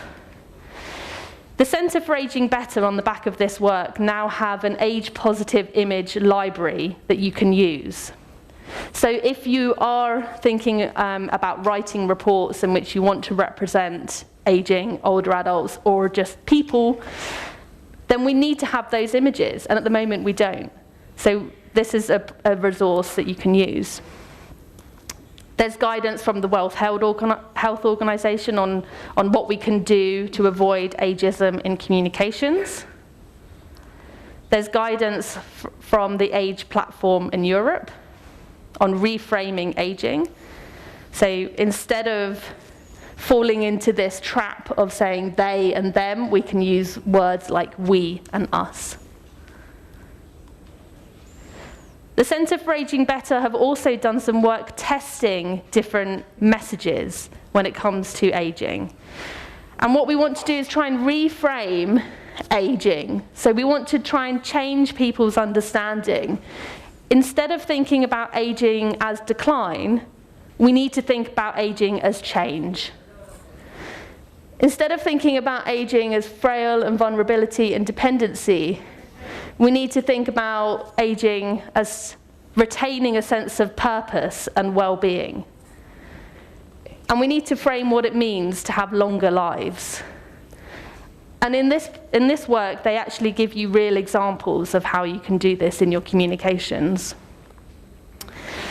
So concluding thoughts, I think the problem of ageism, unfortunately, is still big, and actually COVID has made it worse. We've seen that we've actually defaulted back to stereotypes and actually strengthened some of those stereotypes. Why aren't we thinking about what all people need during COVID? Why are we focusing on the needs of one particular group? There are recommendations in all of this research to change practice.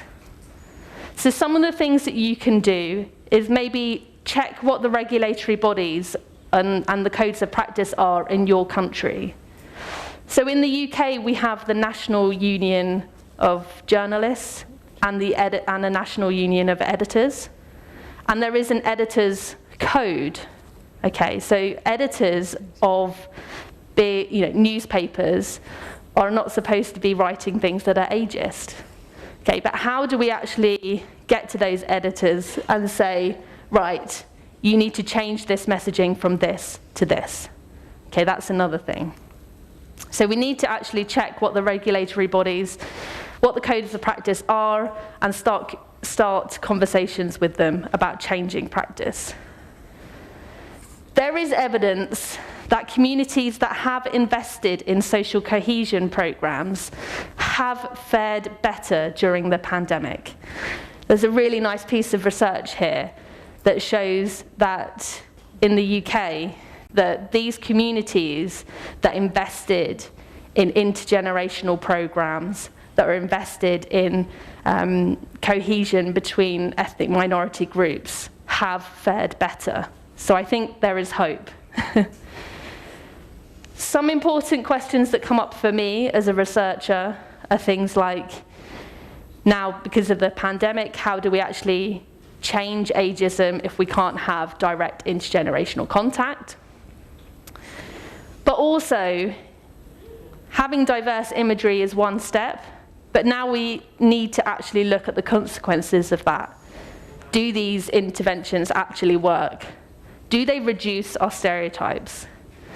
There is some evidence from other work looking at role models that actually, just because we have one counter-stereotypical image, that doesn't necessarily change our view of that group as a whole. So we're very good at discounting counter-stereotypical images as just one-offs. So that's interesting from my perspective. But a place in which I'm actually trying to investigate this next, so a sneak peek into what I'm doing next, is actually within the fashion industry. Visual ageism in fashion is high. It's one of the places in which it's very ageist. So it's a good place for me to actually think about exploring and testing some of these practices. So I'm starting a new project with a new hashtag called Redressing Ageism, and I'm working with a fashion brand to see how we can change perceptions. And this is an interesting topic to explore this in, because these self-ageist views come out a lot as well. So brands will say, we're not using older models because consumers don't want to see older models. So this is a very interesting area to explore these dynamics. So that's it from me. I'm happy to take any questions. Thank you. Thank you very much to you, Hannah Swift.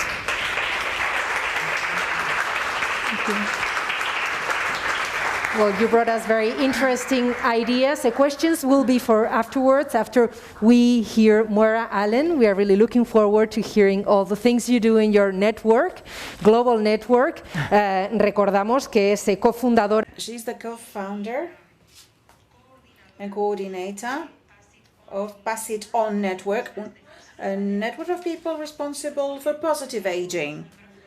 So you have the floor, Moira.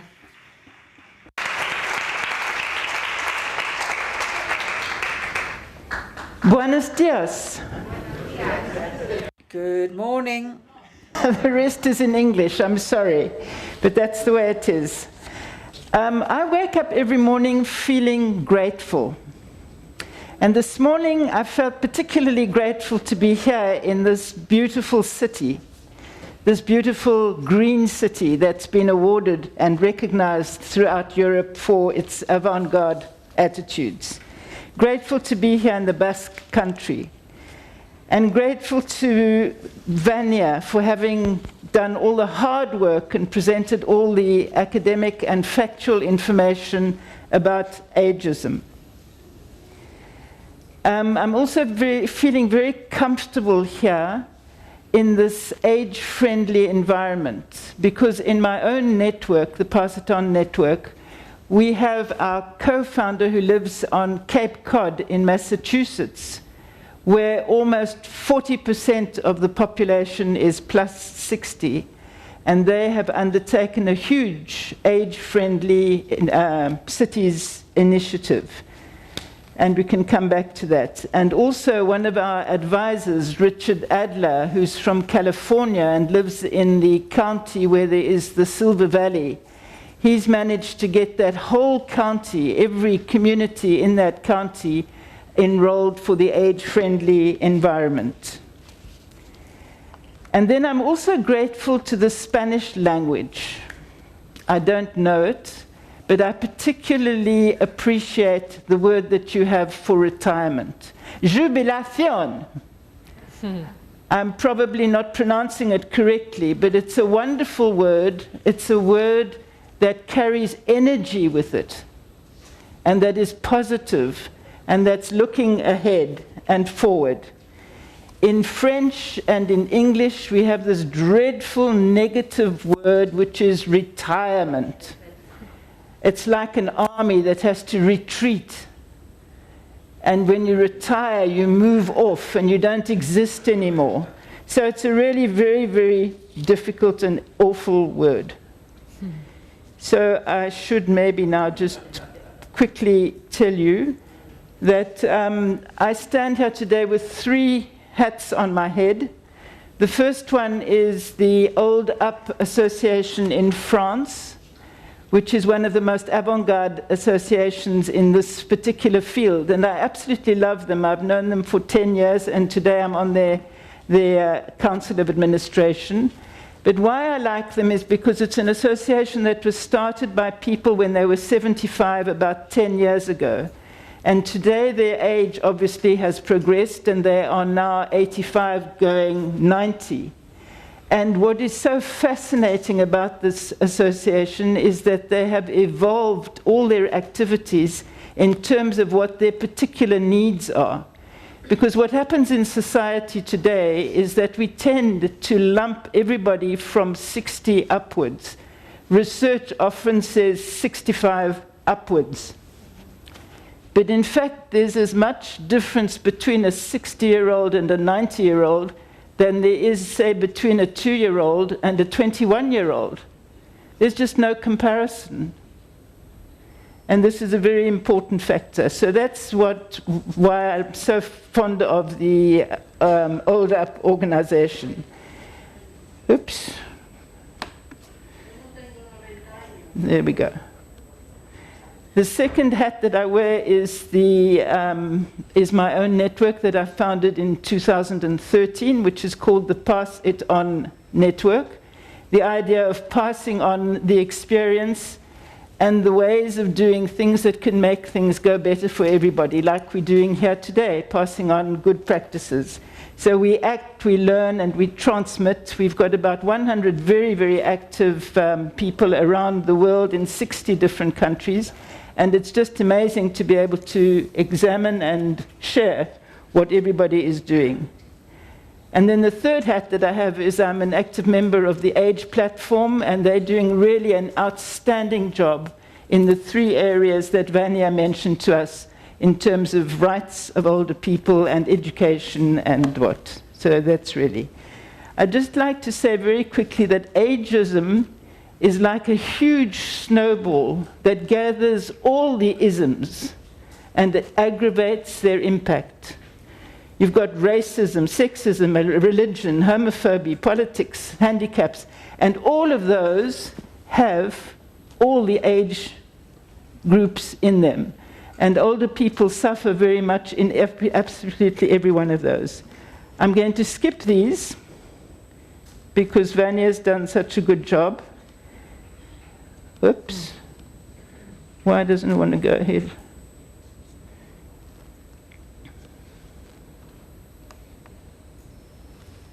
No, I don't want that. Okay.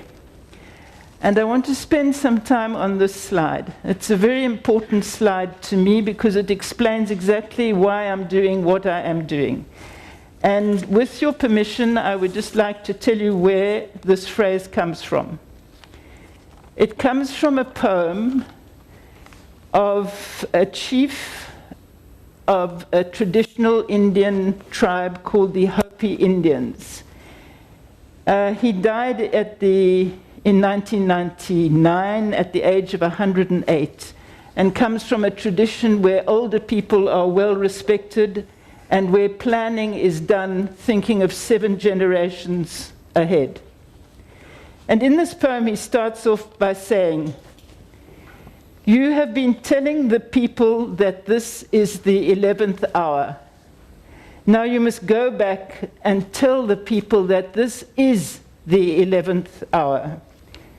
It is the time to speak your truth, to create your community, to be good to each other, and do not look outside of you for the leader. There is a river flowing now very fast. It is great and swift, and there are those who are afraid. They will try to cling to the shore, and they will feel that they're being torn aside. Know that this river has its destination. At this time in history, we are to take nothing personally, least of all ourselves. The time of the lone wolf is over. Banish the word struggle from your attitude and your vocabulary. All that we do now must be done in a sacred manner and in celebration. We are the ones we have been waiting for." Well, I found that extremely powerful because, in fact, it describes what is going on with the plus 60 generation. We are, in fact, the pioneers in an uncharted world, a new phase of society that has not been described or really grown. And I would like to suggest that our experience and our past experience and our present experience of the difficulties that we might be facing today are the building blocks of the future and the societies that we are hoping for tomorrow. But remember that we are the ones we have been waiting for. Our researchers are doing wonderful work. They're not in our skins, they're not our age. It's just an important point to bear in mind, and we can work together, and that's what collaboration is all about. Now, I hope I get this right. Yes. That was just a little giggle. There's this whole question of imaging and how we image and project older people. We have the one guy who's all grumpy and old, and then he's out in his sporting outfits with his stick and he's off to go and work. And then I just want to go through a couple of good practices that we've come across in Europe through Age Platform. This one I find very interesting. It's called Aging with Confidence, and it's an association that is in Ireland. And they run courses. They run courses to train people, 6-week courses to train people on being older. I know that sounds funny, but we don't have confidence. And these courses give people the confidence and the tools to go ahead and live a fuller and more satisfying life. This is an association that's called Learn with Grandma, and it brings generations together. It was created by a woman who today is 80 years of age. It's entirely Facebook based, and they have 47 different Facebook groups around the world started by these individual people, and they get together and collaborate on projects. One of their latest projects at the moment is encouraging people to plant trees throughout the world. And they're busy producing an electronic book, an e-book, which will shortly be available, and that's all the people who've been contributing to that. Yeah.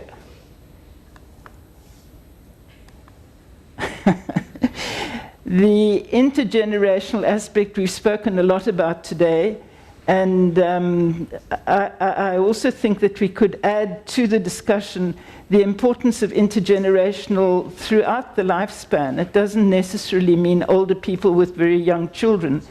It could be older, the intergenerational. For example, I always mention this. I have a very dear friend who's 20 years exactly older than myself. And she's been a wonderful teacher to me, and I've been a support to her. And that, to me, is my intergenerational, or part of my intergenerational. And I think it's very important. It's easier, I think, and more natural to offer a hand to the generation below you, to share your immediate experiences, and to ask for help from the generation just above you. And that's the kind of help that I get from the Old Up organization in France. I'm not going to talk about rights. I think that's been sufficiently covered.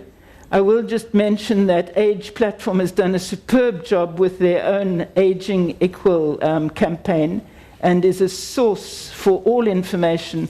They have this wonderful website, and up at the top right-hand corner, you can choose the language you want. So you could even have the text in Zulu, or in Afrikaans, or in French, or in Spanish. So it's a really good source for anybody who's promoting anything in this field. Age Platform recently brought out their Age Barometer, and they put the accent on just how important it is to support older people's participation. Then we have this organization in the UK, which is called Aging Better. I'm sure you know them, Hannah. And they put the accent as well on getting people fit, because if you're living longer lives, there's no, it's a bit difficult if you're not feeling fit. And feeling fit is also up to ourselves. We need to keep ourselves going. So they have these regular courses and competitions and programs to keep people fit. And then I just loved this one. I thought that's just for pleasure. This is a Dutch organization, and they have also very strong physical programs as well as social programs. And this one I took from an Erasmus Plus project, which was bringing to light the skills of people and the accomplishments of people over 80. And this, as you can see, is a violinist and what he's doing. And then to spread the word and the world, I'd like to just mention the Old School.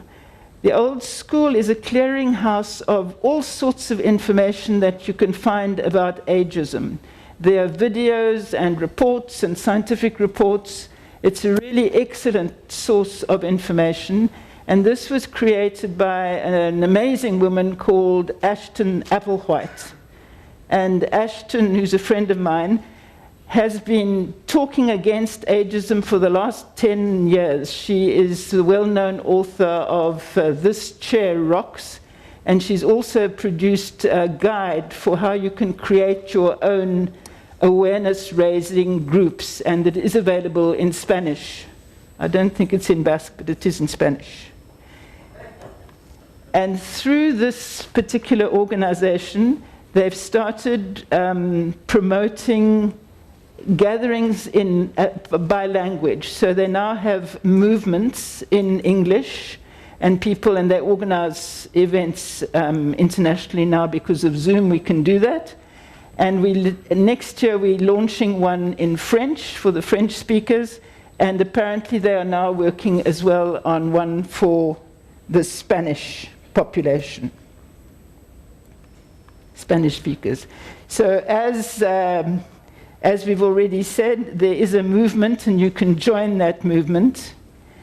And before moving on and finishing, I would like to just mention a few what I think would be interesting calls to action.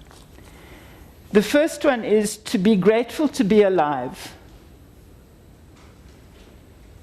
And to be grateful to be alive in this particular context. It's the most exciting and scary time in the history of mankind. We are seeing the converging of all kinds of mega trends, from technology to environment to climate. And these are all coming together, and it's pretty scary. Artificial intelligence, you name it, and it's all coming together. And all of this is happening in a very contracted space of time.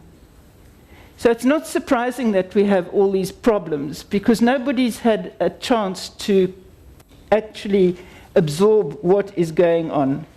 So it's very important to contextualize where we are at this point in history.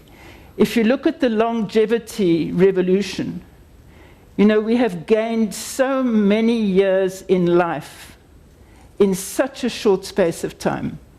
You know, when Bismarck created the notion of retirement in 1860, he put the age at 65 for retirement, and it's been the standard ever since, basically. But Bismarck was a politician, and we forget to add that in 1860, 1 out of 10 people reached the age of 65. Today it's completely different. 9 out of 10 people reach the age of 65 and go ahead. So it's very important to understand, I think, that we're living in a very contracted, like we're in a pressure pot, if you like, of global trends. We really are. Then I'd like you also to use your imaginations. Today, 25% of the population, you know, give or take, consists of people over the age of 60. So we're now saying that ageism is against us, and we're seeing ourselves as victims. But if you could imagine that at least a percentage of these 25% of the world population didn't stop seeing themselves as victims. It's a choice, and stood up and took their place. I would like also to just mention the fact that the Stanford University's Center on Longevity has just now, in November, published a report which they've been working on for the last 10 years, I think, and this is called the new map of life. And this new map of life predicts that we are going to, not the whole population, but in the next 20, 30 years, we're looking at people living, more and more people living up to 100-year lives. And this report has very interesting points that it brings up. I'm just going to mention the 6 major ones. The first one is that age diversity is rich and a good experience for everyone, whether it's in the workplace or in any organizations that you might be working for. The second is that the young people, the children of 5 years today, and we heard earlier on that the image of aging is formed from those early times.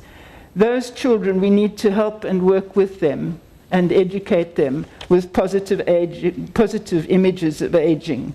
We have to keep on learning, because everybody knows that information and knowledge is just doubling at a supersonic speed, leaving us all a bit bombed out. We need to work differently. We need to imagine a life of 100 years. At the moment we have a third, and a third. We children and we learn, and then we have careers and families, and then we, in French, retire, and in Spanish, jubilación. But it doesn't fit what is actually going on in terms of the reality of the longevity revolution. We now, when we go on retirement, we can look forward to 20 to 30 years of life. And the important thing that this brings out, and the World Health Organization and age and everybody else, is that it is important that these extra years of life are not added on to the end when we're not feeling good, but that they become part of a healthy lifespan, a healthy and a long lifespan. And then this is the final thing that I would like you to imagine. Can you see yourselves as midwives? Because we're the pioneers, the plus 60s, and we in fact are the midwives that are using our experience to bring to life new longevity adjusted societies. And this is what the Basque Country is already doing through the work that they're doing here. So let's not see ourselves as the victims of ageism. Let's show some excitement about everything that's going on. Let's be concerned. Let's take our place in the different organizations that are growing up, the grassroots organizations, whether it is to fight climate or whether it is to help whatever. Find what interests you in your community and go and take your place. Don't wait to be asked. Because we are the ones we've been waiting for. Nobody's going to come and say, hey, Moira, we just need to go and see what interests us and become involved. So with that, I think I'm going to end, and I hope you're going to enjoy seeing yourselves as midwives. Thank you very much. Voilà. Okay. Well, thank you very much to you, Moira, for your presentation. Now, before we start with the questions, because there are already some, I would like to go back to the beginning of your presentation when you mentioned jubilación, that word that you really like, because here in Spain, when someone is going to jubilar, we tell them, or people tell them, enjoy life. Now it's time to enjoy. I don't know how it is like in your countries, because the word is retirement. So do people tell them to enjoy lives, or? No, it's just, it's not. How does this work? Yep. ¿O les funcionan los? ¿Les oís bien? Ah, vale, es que me parecía. So, okay, just go ahead. Okay. No, there's no kind of formal. No, it's just like, now I'll tell you this story, which I think is one of the worst. I didn't tell you any stories. I had lots of stories, but anyway, this is one of the worst stories. I've got a friend who's my age, and he worked well, I won't mention, but he worked for an official organization all his life, and he was often sent overseas on trips and so forth.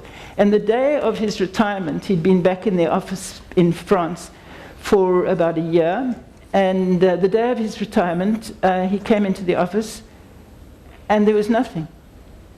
There was no mention, there was no ceremony, there was just nothing. So he packed his bag and went out. Oof, that's terrible. That is terrible. There usually is a little ceremony, but on that occasion, just nothing. Mm-hmm. Yeah. Well, here we do kind of an homage to these people who leave. Mm-hmm. And we show them how important they have been to us and to the group and. Right. As a person, as a professional, as an expert in their job. So yeah, it's a very important moment for the whole team, actually. Well, now it's time for questions, porque seguramente tenemos preguntas. We have questions here in the room for Moira or for Hannah. Anybody from the audience? Bueno, sí. Yes. Hola, primero. Hello. Thank you very much, first of all, because you were fantastic speakers. And you just touched upon the most key point.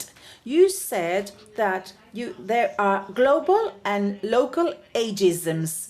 And I think that with the pandemic, you referred to the pandemic, and I think that we've been treated, we older adults, we have been mistreated during the pandemic, both socially, economically, financially, politically. We have been mistreated, ill-treated, and I have a full rage in my heart because of that, because of the language that was used, because our oldies, that's what people said in the media, are old people. We are not their oldies. We're not anybody's old people. We are citizens with our rights, with our duties and obligations. We are not their oldies. We need to vindicate this at local level. Every time we feel that way, we need to speak up and correct it and say, no, I'm not your old people. Stop it. So we need to rebel. We need to stand up to say we are not the property of anybody. We have to go against the media and say we have our own rights, we have our voices, because we need to speak up. And at political level, at voting level, at social level, we need to eradicate these behaviors, and we need culture that is acquired from education and from childhood. It's like feminism. We need to learn and to teach at different education levels and families what is ageism. And as I have the floor, I have to protest, and I speak it up here.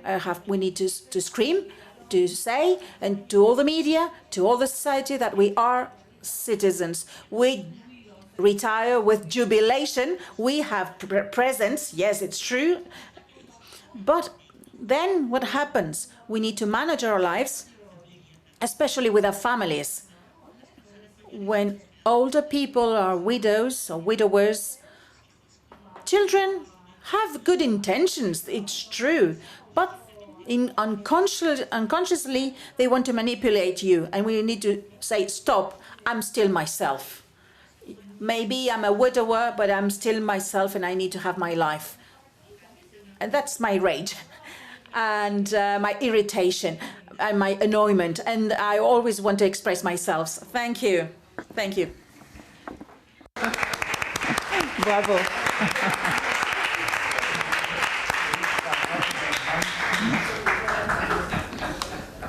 Si queréis añadir algo. No. I don't know. Anger is a very good motivator. When you're angry, you get something. And I think out of this COVID situation, we've put the spotlight, not in a favorable way, on older people, but we've also rankled them sufficiently, or mankled us sufficiently, that we can say, stop, we're not going to have this anymore. Sure.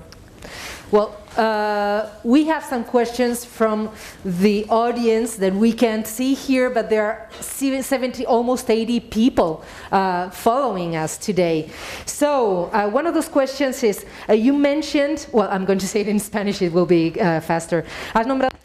You mentioned the strategies, how important intergenerational strategies are if we want to combat ageism. But intergenerational strategies, very often, they are also ageist, because they are only promoted between children, young people, older people. How can we integrate intermediate ages in this fight against ageism?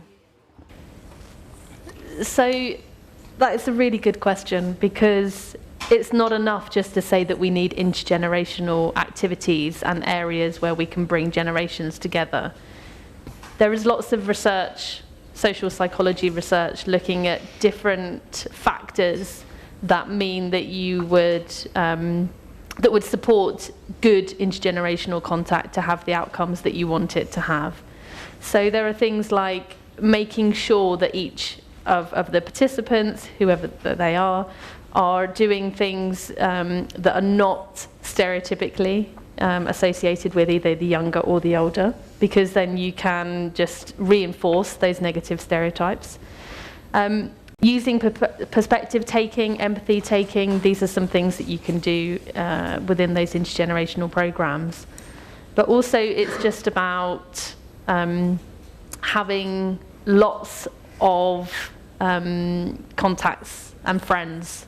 So it's not always the case, we shouldn't always be just, bringing people together. It's not as easy as just bringing older people, younger people together and sticking them in one room and then saying, hey, don't be ageist anymore. It doesn't quite work like that. But it does always astonish me that when we look at the data on how many people actually say that they have a friend who is younger or who is older, there is a real divide. So you very rarely see a 25-year-old say, yep, I've got a friend that's 55, 65, 75. A friend that's not a family member. So what is happening here? It's the way that our societies are structured. We see age as a proxy for similarity. So if I sit next to somebody and I go, oh, I've noticed that you're older than me, how am I going to strike up a conversation with you? Do I use your age as a way to kind of understand something about you and then it might be my way in? Or do I just use age as oh, no, you're too different from me, so I'm not going to talk to you right now? So it is interesting psychologically how we use age to kind of negotiate our social relationships. So we would assume that we don't have anything in common because we're different ages. But actually, if we start talking to each other, we might go, oh, we're both against ageism. How funny. And we would start having a conversation. So I think breaking down stereotypes is a good starting point. I think that if you're setting up intergenerational programs, there's lots of literature and good practices, as Vanya said, from the World Health Organization, that would give you ideas and tips and things that you need to promote in those intergenerational programs. It's even small things like make sure that you're cooperating with each other. Make sure you're cooperating and not conflict, So there's lots of different things from the research from there. Now a question for Moira. Zain bizi elkarteak galdetzen du. ¿No crees que el mismo sistema es quien está promoviendo? The system is promoting ageism. Yeah. See, sorry, we have a little issue. Can she rephrase it again? Can you repeat it again, please? No, repeat it again, please. The system who is reproducing or producing ageism. Yes. And it's going to take a long time to change. That's what I was. That's what I think. In any event, it's going to take generations to change our society, and we have to hang in there and realize that we aren't the ones that are going to see the fruits of these changes. But it will take. It will change, and the system just has to change. I think it's interesting that we're talking about ageism at lots of different layers in society.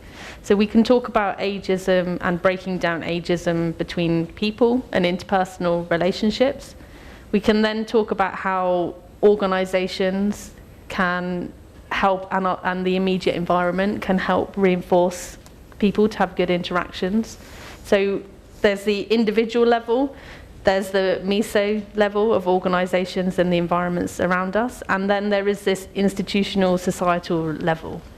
So ageism is in all of three of those levels, and so actually when you're thinking about tackling ageism, you have to say, well, do I want to just change people's individual attitudes? Well, individuals don't grow up in a vacuum. Their attitudes come from themselves, but also the families around them, the media, the society that we live in. So then you have to tackle it at all of these levels. So even though I might have, might be less ageist because I do all this research on stereotypes, so I know what stereotypes are, I know how they work, I know how they operate, that still doesn't mean that I'm not impacted by media that I see and newspapers that I see. So if I see lots of headlines saying older adults are vulnerable, in my brain now, these two things are fused, and now I might be going, well, hang on a minute, old age sounds rubbish, right? I don't want to be old.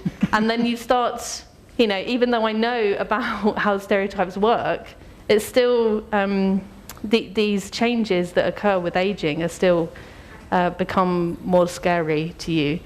And so I think you really need to think about where you're tackling ageism, and that's why it's important when you're thinking about changing attitudes. You're not doing it in a vacuum.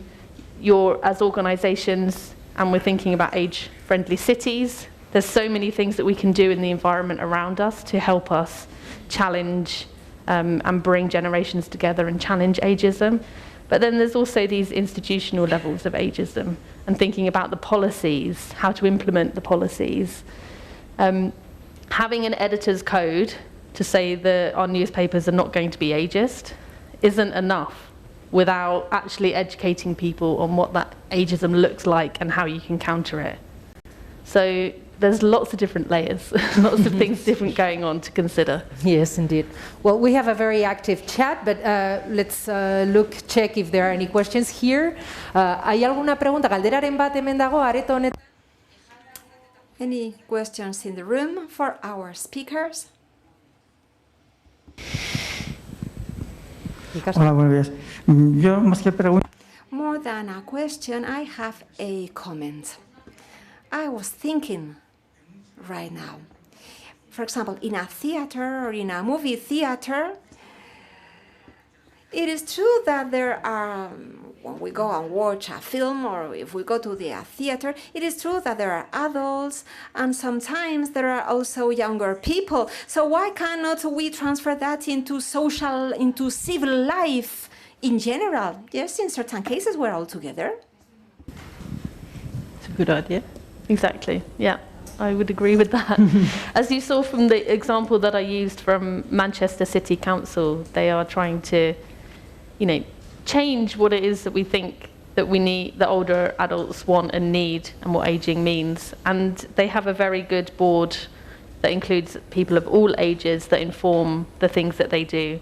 And I think this is just one really good practice. If you've got people of all ages talking about what they want to see in their communities, and then to see that happening, you will then get these spaces that, you know, you don't have to say it's for a certain person or not for a certain person, but these people, everyone will just come. It's just for people, right? And then this is a really good practice to have. I could just mention in the United States there's an organization called Story Bridge. And Story Bridge gets together with the community and they look at what the problems are in that community, and they get volunteers from the community across the age board. And then they work on these, and it's just an amazing process, an amazing melding and personal transformation process that goes on with each one of those people. There's a book about it as well. It's really a very, very interesting process. And then just finally, this last weekend I was watching a film about a dance. It was all about dancing between generations. And it was curated by a really interesting woman called Trudy Metcalf. And Trudy's other fame to claim was that in the 70s she started the Beatles fan club in Canada, and it grew to be the biggest fan club in the whole world with 90,000 people. But she's very sensitive. She's a gerontologist, and she did this whole thing, and it was just so touching to hear the expressions of experience from the older people and the younger people. The younger people were about 18 to 22, and the older people were about 75 to 85. And they worked together over a period of time, and it was very enriching for everybody. Mm-hmm. Thank you very much. Well, we still have other questions, but unfortunately, we are running out of time. But fortunately, we have a break so that people can ask you the questions that haven't been asked in public. We will be back at 12:10. Volvemos a las 12:10 porque ya estamos retrasados. 10 minutes past 12. We are running a little bit late, but we are going to stop for 30 minutes. Hannah, having you here. 12:10, vuelta aquí. Gracias.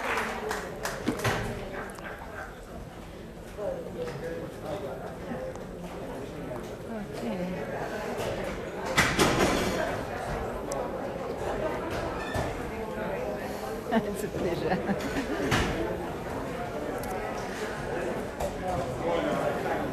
I must take my rubbish away.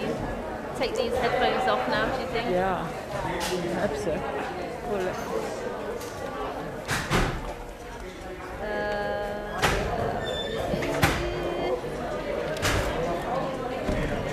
It's been a pleasure.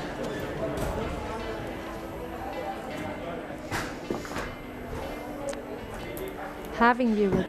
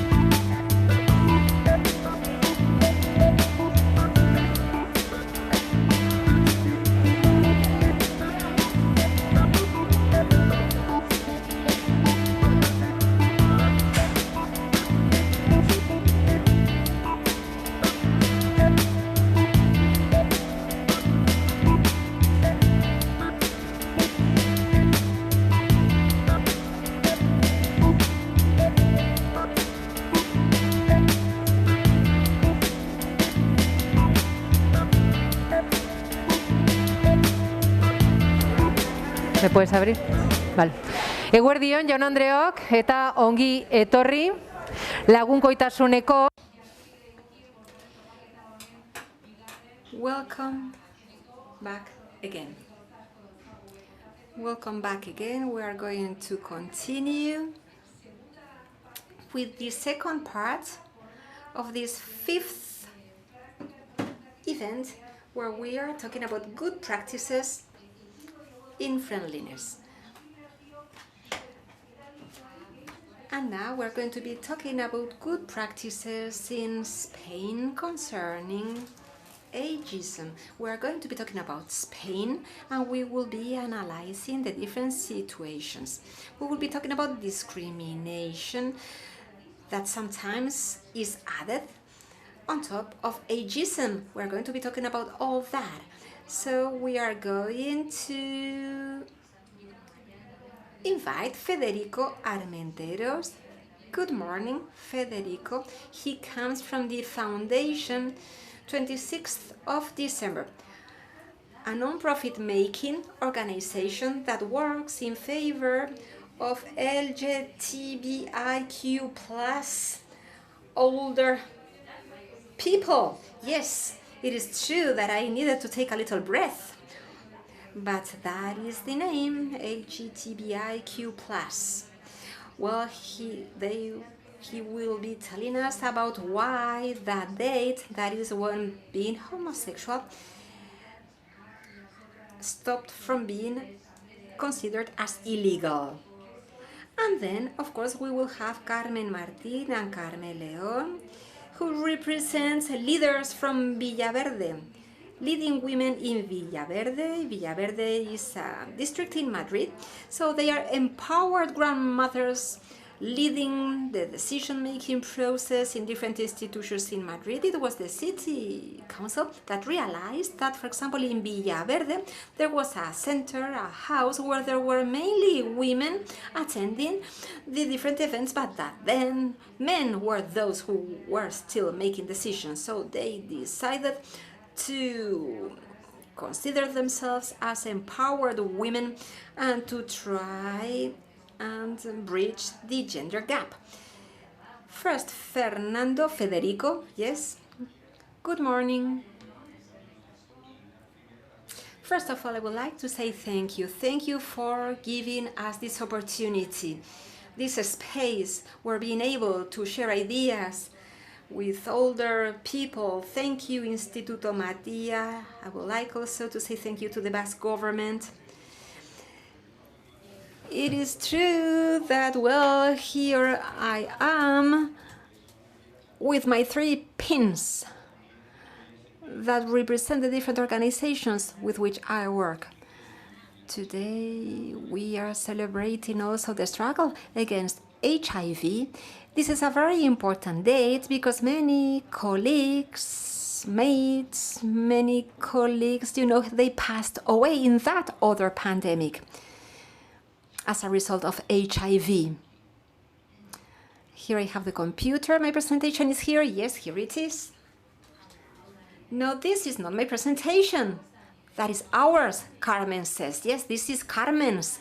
The leaders, I'm on the waiting list. I'm on the waiting list. Stop it. I cannot make it. I have an age. I'm old. I'm not very technological.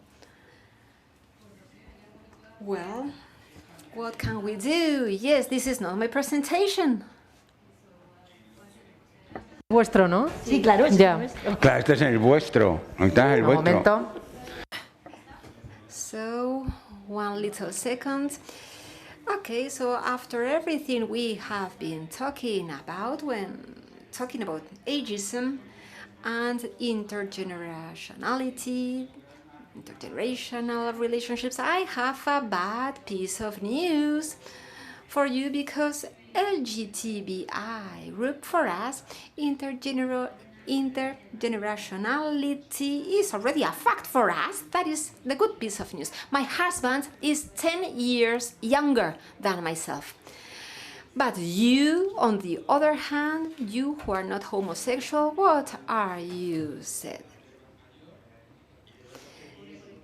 You know, when you are an old man and you have a younger woman, we applaud that. But if you are a woman and if you have a younger husband, you are criticized.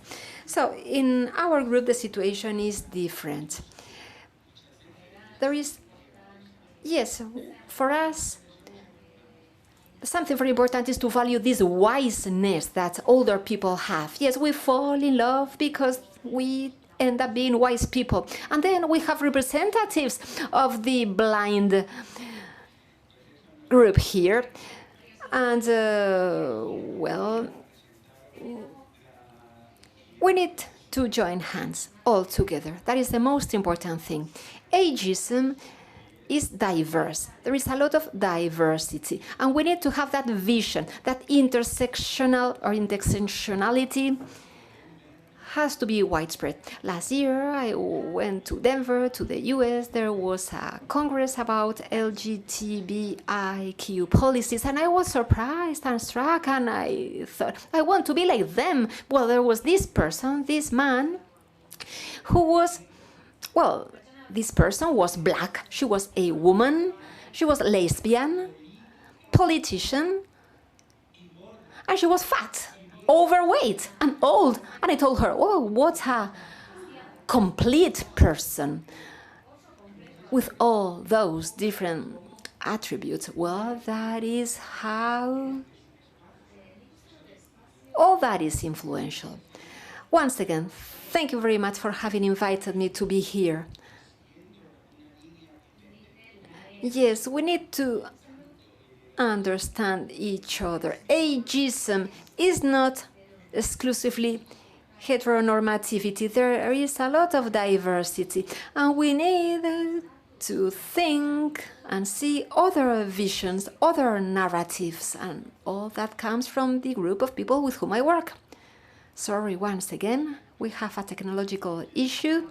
Well, with the finger, I mean, it's much, much easier, more than using this device.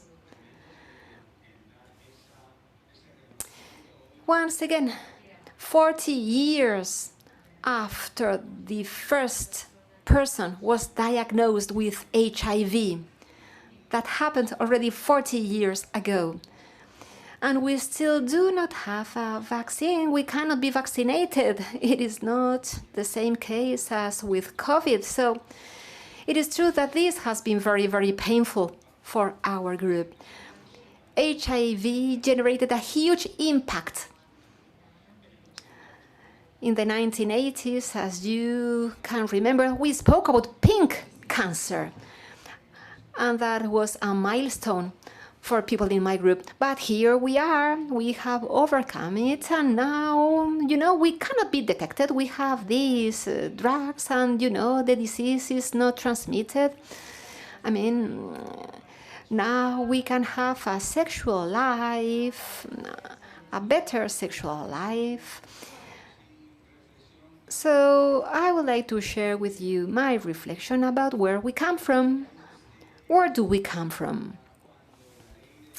When there was a law, the name of which was social danger. Yes, that is how we sometimes were considered in Spain. We were considered to be a social danger, and if you were homosexual, maybe if you were wearing tight white trousers, come here. Let's go to prison. So that was the very first discrimination that we had to suffer. And it is true that today we realize that older people were born in a period where they had to suffer two dictatorships. First Primo de Rivera, then Franco dictatorship. And, you know, we were attacked.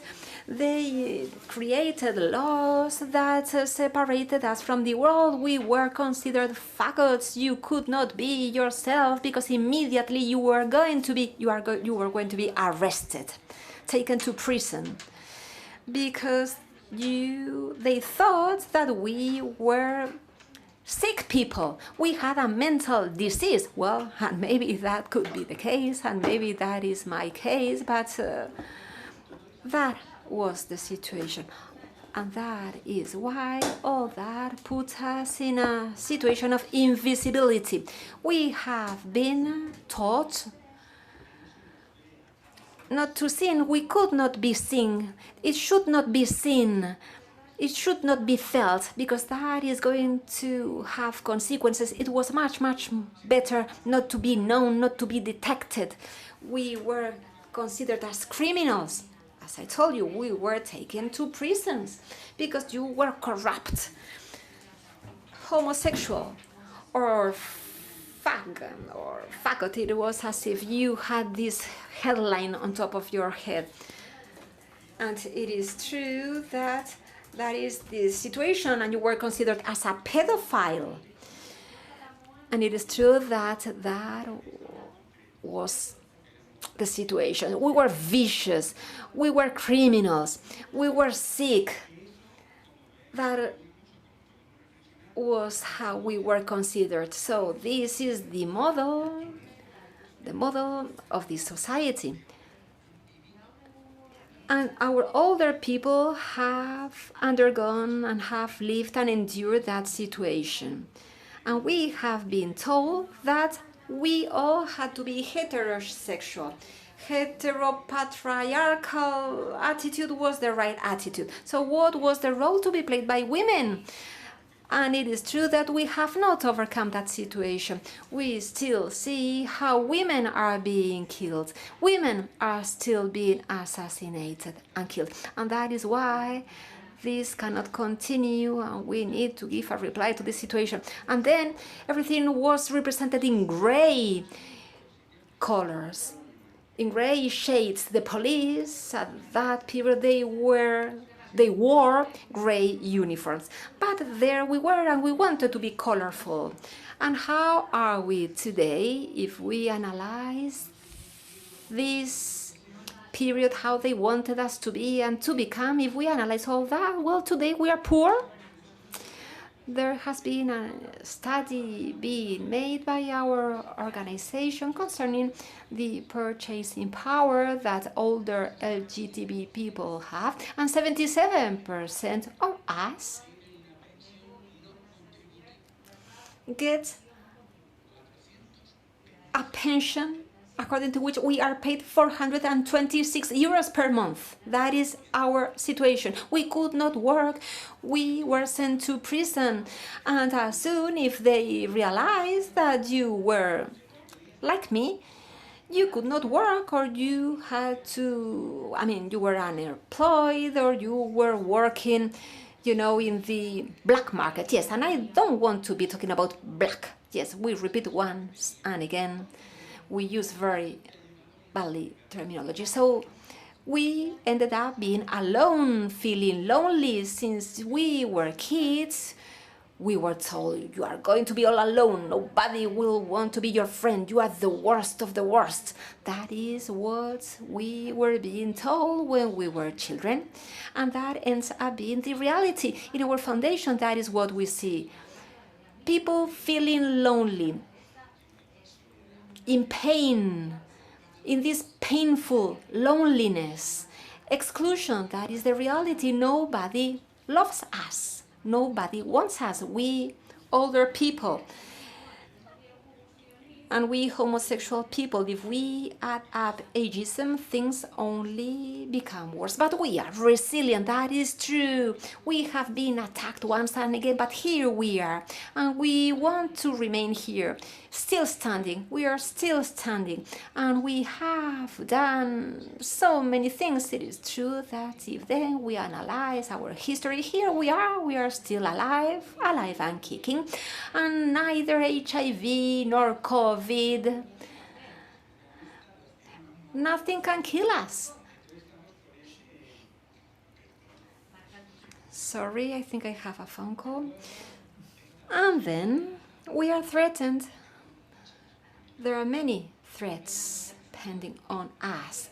The threats coming from standards, normality, what is supposed to be normal. Sometimes people still think, there are still too many stereotypes, and, people do not feel at ease when they are with us. So what do we have to do? Let's acknowledge and let's recognize that diversity is there. Just like with ageism, first we need to become visible. And if we want to become visible, let's state what we are. Here we are within this society, and it is not a society we were told about. We are all diverse, different. Some of us are bold, others are tall, short, fat, slim. That is the reality in a society, diversity. So that it is true that we need to change, and we are going to try and change this paradigm. And we bring together with ageism, we need to change our values. We have taken that society with those values according to which they know, or they tell us, who have certain rights and who have no rights at all. And this world has been built for those who are the best, the most clever, and those honest people. Yes, honest, good people. And what about me? Am I not honest and a good person? So that is our struggle. And with actions and events such as the one today, we are changing, we are thinking, we are reflecting, we are coming together, bringing our forces together so as to be able to push and change paradigms. And now politicians. Politicians have to do their work because we need inclusive policies. If we do not have inclusive policies, what can we do? We are pushing, we are making an effort, but we also need awareness raising for politicians, for decision makers, those people we vote for.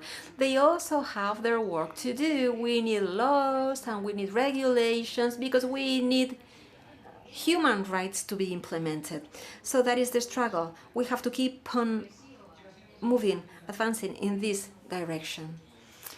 That is also our advocacy approach. In our foundation, what do we do? Well, as you can see, there is a demonstration. It is true that we love to demonstrate and parade. So yes, because we need visibility. We need to show how diverse we are.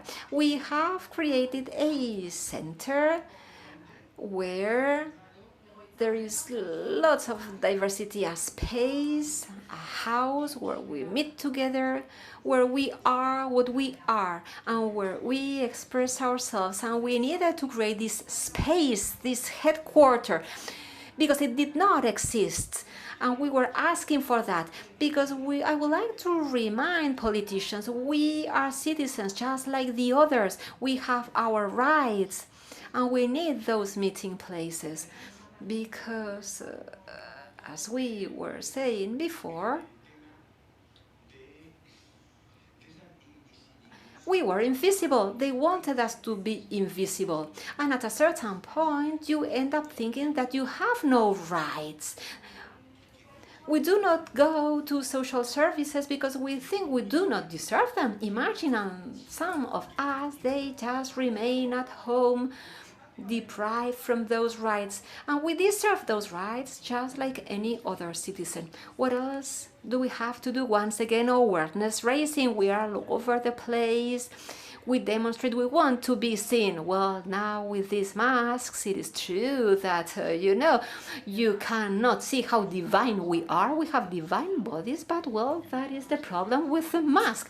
And then political advocacy, there we are all the time answering to journalists, giving interviews. Well, there in Madrid, you know that the situation is a bit difficult right now because there are those people, from that political party. You all know who am I talking about.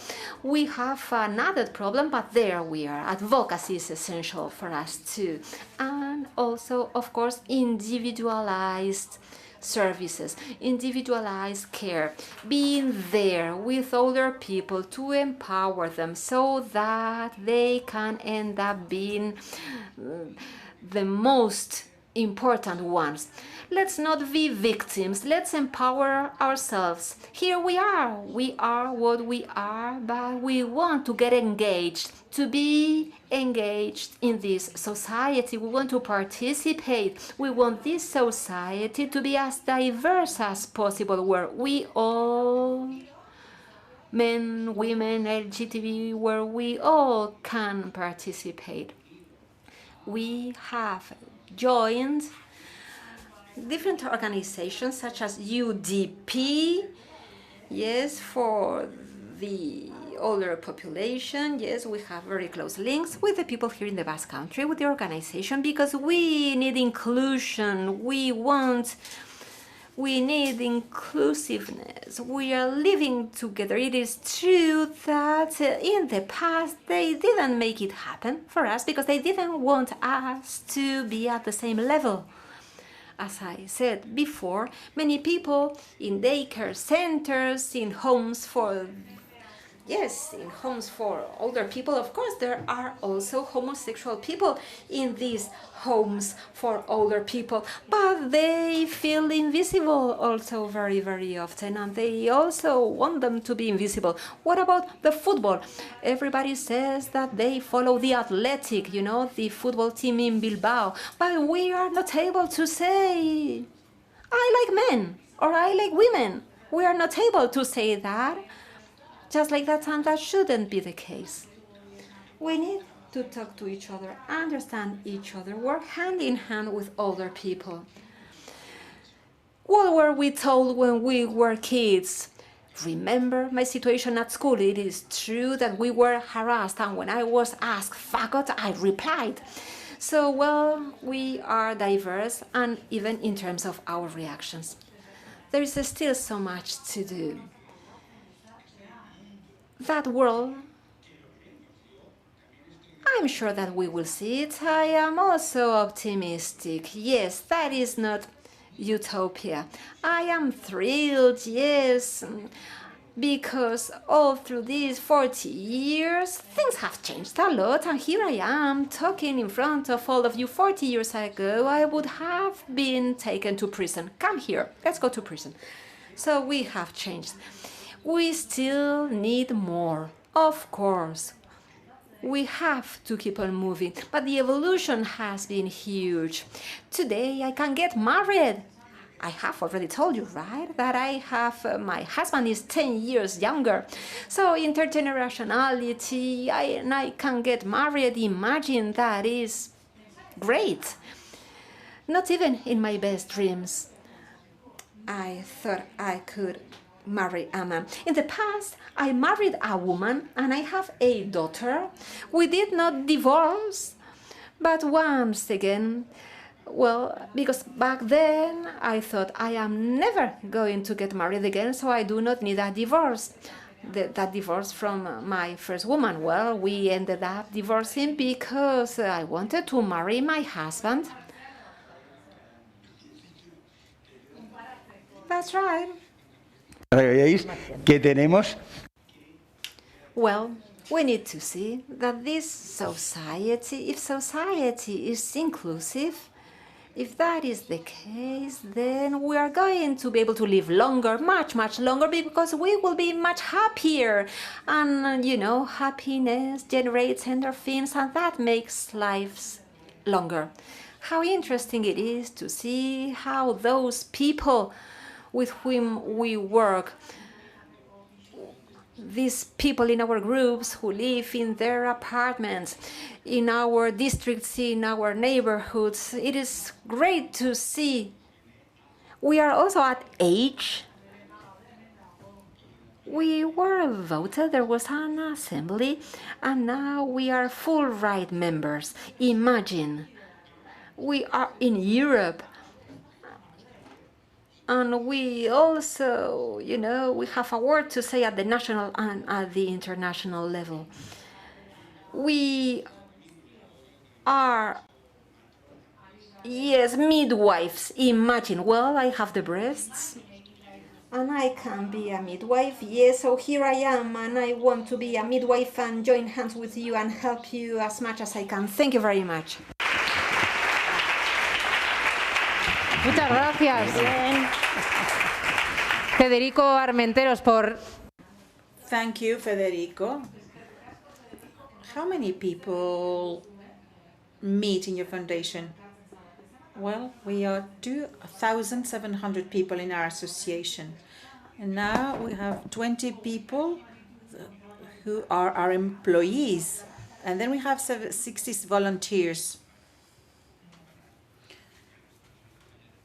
We work with older people so that they don't feel lonely. You are the chairman of this association called 26th of December. Thank you very much for being so optimistic despite all the threats. And now we will talk about the double discrimination of the LGBTQ plus collective with the other type of discrimination, the gender discrimination, with the leaders of Villaverde. First of all, I'd like to thank the Matia Institute, the Basque government, and the organizers of this event. Thank you for having thought about the leaders of Villaverde. Our name, official name, is Leaders of the Older People Centers in Villaverde, but it's too long. So we are popularly called the Leaders of Villaverde.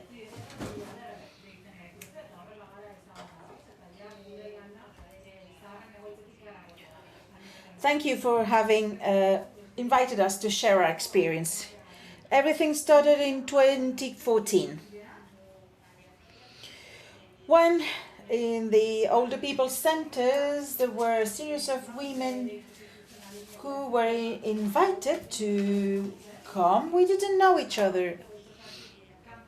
So we met in this center, and the management, together with the people from the equality services and social services in Villaverde, which is a district of Madrid, we were offered to launch a pilot project, because, as the presenter said before, there was a previous study, but there are 8 centers of this type in Madrid, and 2 belonging to the region, not to the municipality.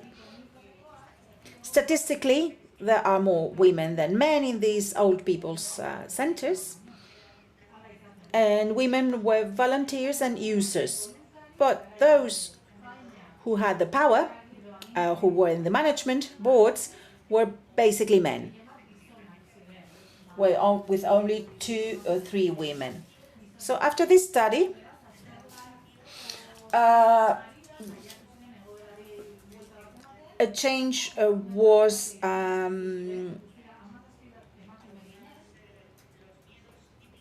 wanted.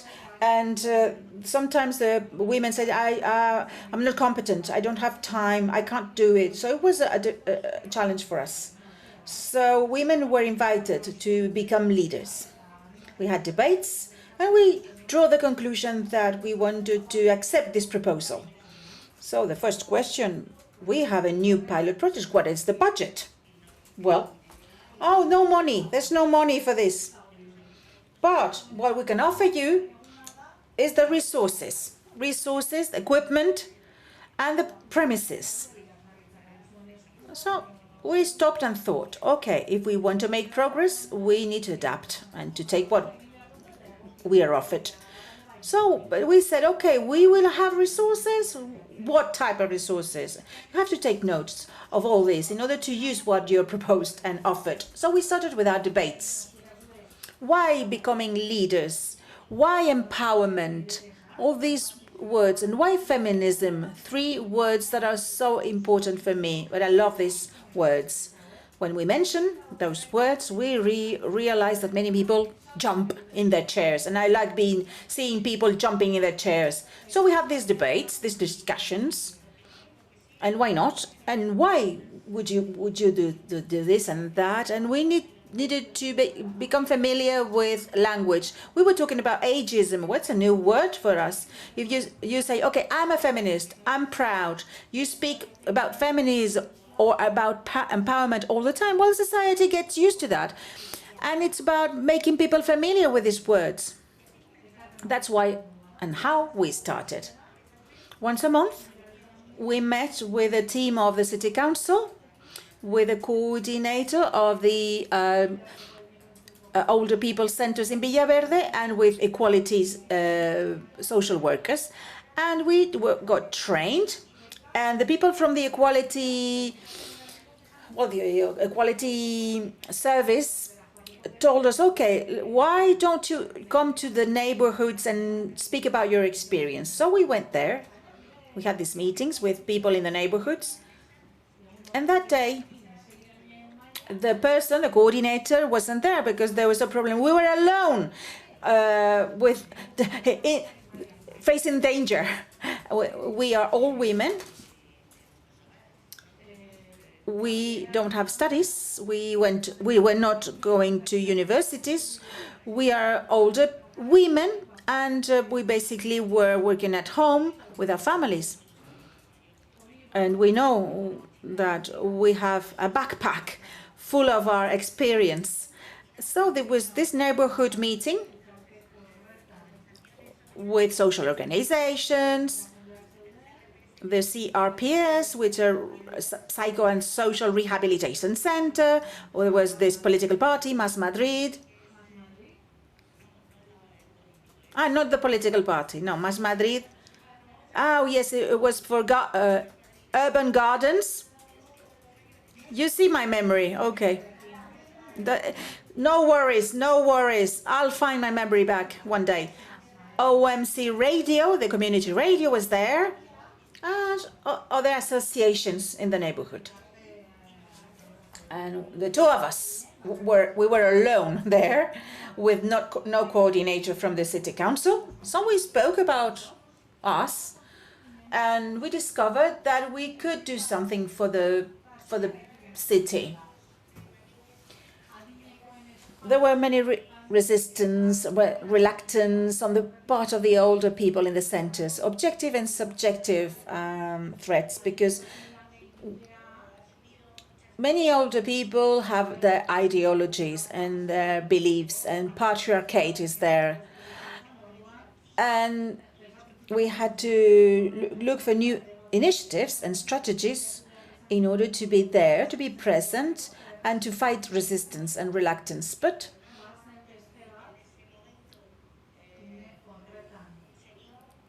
there was another group led by this guy. He was against women. He was put there by the city council. He was the leader, and we had to oppose this man. In a very subtle way, little by little, we found our places. And we discovered the other part. Okay, we cannot be directly entering the older people's spaces. Let's do something good for the neighborhoods. And we looked for alternatives and strategies in order to attain your goals. We needed to mainstream empowerment policies for older people, especially for older women, so that women could get to management positions there. So that's how we started. Training, discussions, and interventions. With 4 main goals at the beginning. If we want to launch a project, we have to walk and do. Let's start by walking slowly. Then we wanted to enjoy what we did, and with a sense of humor. Because for us, this is essential for aging. The sense of humor and taking up spaces that were forbidden for us, but taking the resources that we were offered. What were the district resources? Well, premises. We had rooms, but in fact we are nomads. We go from one center to the other. We don't have a specific place. So we chose a center that was very comfortable, and we started to work there.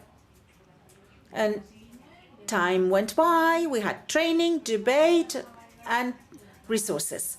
We had lots of contradictions, many discussions amongst us. So there was this idea. In these equality spaces in Villaverde, we had 2 of these premises. Some women could help us to balance these discussions, because it was really a controversy between us.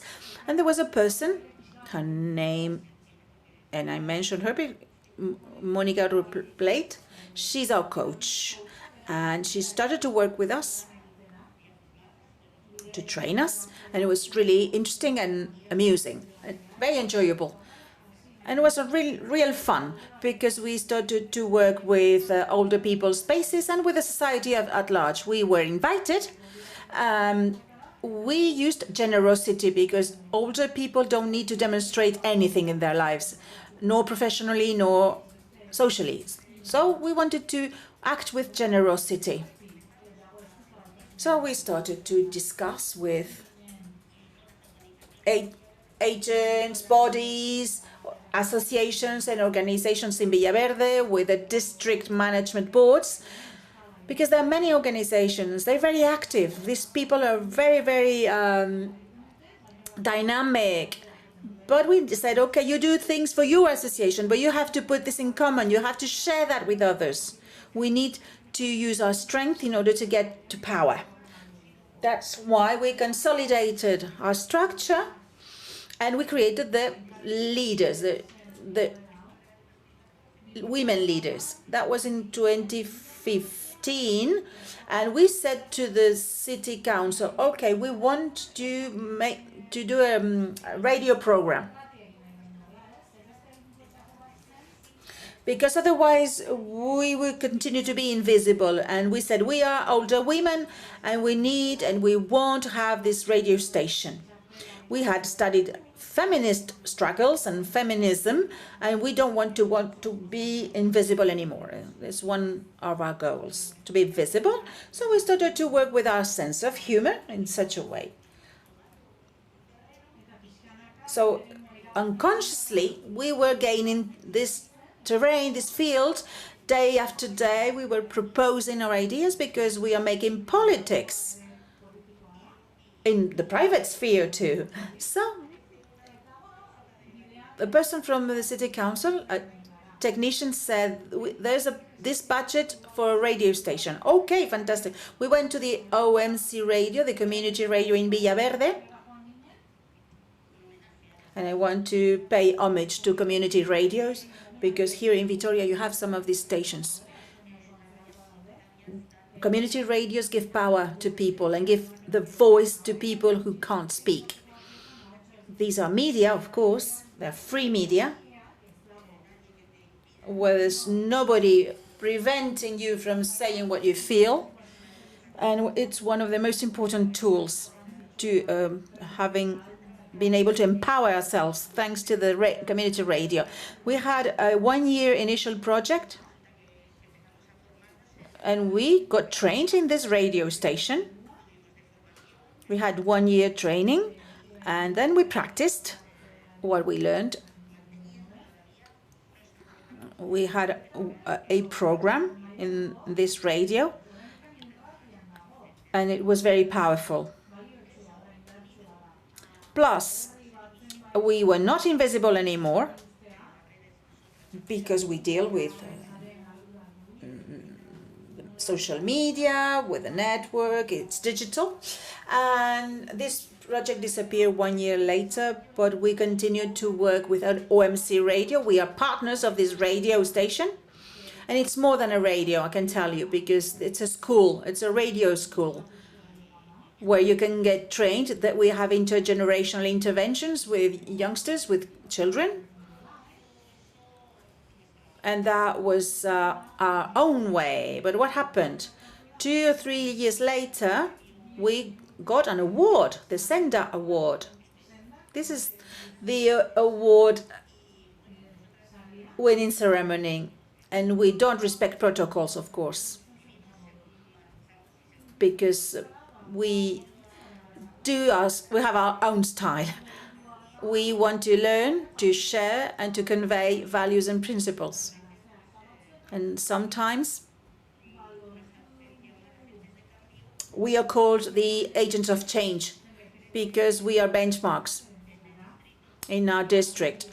We are role model. If an NGO project comes to Villaverde, they come to see us because we can help them. For instance, Grandes Amigos, Big Friends, it's about fighting loneliness. So this association, these projects come to us in order to say how we can cooperate and we can help them making a map of loneliness, the map of loneliness. And then we introduce these people to the context of our district, because we get them in contact with other organizations at local level. So we want to have a whole set of associations working together. Talking about intergenerational activities, we go to schools, we speak to 11-year-olds. We explained how we played when we were kids. We went to primary schools. It's multicultural. I can tell you the number of children coming from different countries. We carry out breakfasts with women from Africa, from Nepal. They told us how they got to Spain, how they live, and plus they have their children. And we share lunch, and we exchange recipes. We've organized events, multicultural events with different women, 24 different languages. We do theater with youngsters. I think there were Moroccan women. It was incredible. But due to COVID-19, we had to stop theater, but we survived. Thanks to technology, it's true. And there's a platform in Botiche called the Cathedral of Technology in Villaverde. We had these big industrial halls that were built during the industrialization in Villaverde, and this was abandoned, and the city council has created the Botiche platform. It's for high technology. So this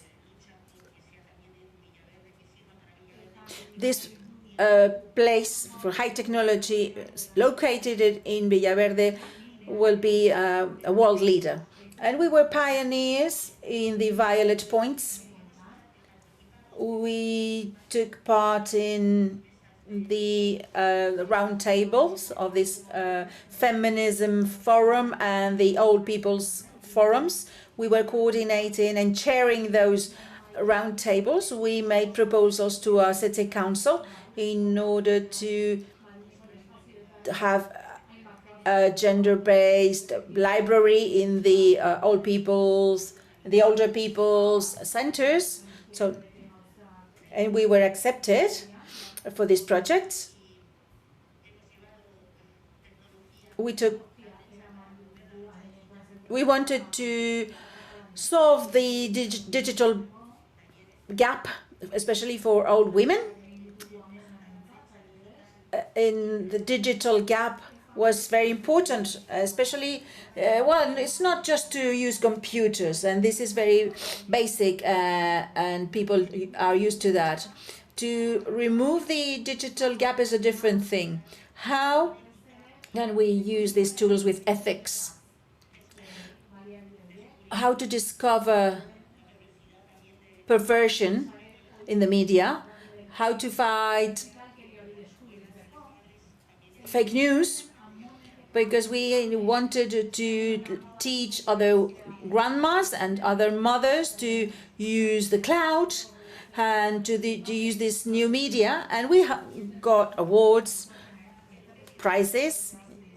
This is an award because we made a video, the Garden of Equality. In La Casa Encendida in Madrid, we were encouraged to present this video with a song, and we got a prize unanimously, many other awards, recognition. And last year, and we were surprised because we do it because we love it and we want to enjoy. That's all we want, to convey values, and you see that on the photos. We are on the Forbes list, and we were surprised. The Forbes list? Why? Why? Being in this 100 groups list. Well, we are assumed this success. We've enjoyed it, and we want to do it again. We are on Wikipedia. We don't know who is putting us on the Wikipedia. And in the various assessments that the City Council made, there was this proposal, and that's why we are presenting the Wikipedia. The radio, for us, it's the powerful tool for us, the most powerful element. Not just for us, for any older person, if you use it, because we give voice to others. We have important guests. and personalities. And these people want to come to our program. And we are really surprised because these people come from the TV, from the press. We are here with Elvira Lindo, the writer and journalist. Well, I won't say that these are famous people. In fact, they're very well known. I don't know how much time we have left. No time. Okay, I invite you. Well, we've launched various projects. We had the Vive Sano Foundation project. It's called The Bodies of Age. We speak about death, of course. We need to make it more natural, talk about death. And we learned to die in order to live better. That's a process. The Bodies of Age are 5 videos where we demythified the bodies of old age. You see that on the social media, bodies are always marvelous, but in fact, behind each video, there's a story of a real body. With Amado, she's an architect, we had prizes with these iconic photos. This was awarded in the biennial in Venice, and we had a prize in Granada Festival, and we're going to be in Madrid in the transportation means, but Manuela Carmena wasn't the mayor anymore, and this changed, and the project continues in the whole world with these photos. You can find all this material on Facebook, in Google, because there's been a lot of years working and living and enjoying, because we love that, and aging, being active. Carmen, just a moment. The Ana Amado's project. Well, it was iconic pictures where normally there were 5 men and 1 woman. It was just the other way around, 5 women plus 1 man. That was the idea. Transforming iconic pictures. Yes, it went out of my mind. Yes, we are activists and feminists. And in Villaverde, the feminist movement is very active. We have unified the movement,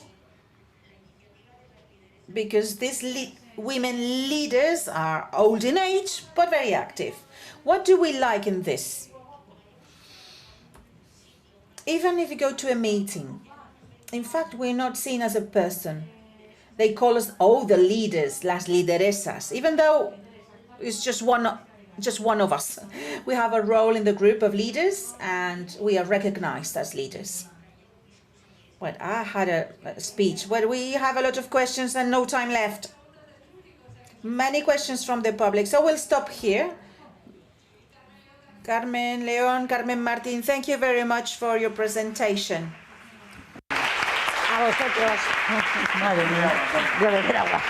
Gracias por compartir vuestra. Thank you for sharing your experience. I suppose that you have inspired all other districts in Madrid. Yes, we crossed borders. No, we're here, but we've been in Granada. We've been to Castilla-La Mancha. We have been invited to many villages. We're a social phenomenon now, and we are anthropologically studied. Anthropologists come to visit us to see what is happening. I cannot answer how it happened. It's just because we are old. And we are crazy. You wanted to be known in Villaverde, and now you're known all over the place. Our priority is Villaverde. It's an impressive district. Social movements are very, very active. It's boiling, not just feminist groups. There are many languages. In just one district in San Cristobal, 74 different languages. The press see us like the Bronx, but it's not the case. You have to be open-minded. We need to share. We need to share, not integrate. What are we going to integrate? We need to live together. We need to change our words and our terminology. Esto por aquí no nos dejan. So we need to dare. We are going to be strategic. We have been very, very smart. But the press and TV and the media, they show San Cristobal because something happened there. Because there was a robbery. And they speak for 5 minutes about the robbery, but they don't speak about us. But in San Cristobal, there are groups of youngsters who are helping students. They are helping youngsters to pay for their studies. They are helping children from the streets. Yes, the news. Yeah, they do. They go to the gym together. Yes. Yes, we could speak for hours and hours, but now let's open the microphones in the room. I suppose there are questions. Any questions for the leaders and for Federico from the Foundation 26th of December? Well, if no question here, I have a question in the chat for Federico. Thank you for your voice. Thank you for your vision of reality. Lupe says, thank you very much, Federico. You're so clear. This was an experience towards inclusion and towards full human rights. Thank you. And then a question for you, Federico. How is it to work and to empower people who have lived situations of violence and exclusion for their whole lives? What about the old age in your group of people?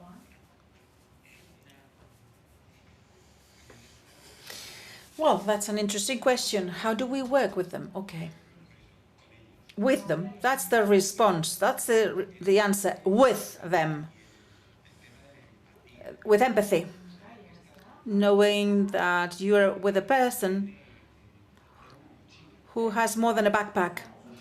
There's a wagon behind. And the person has been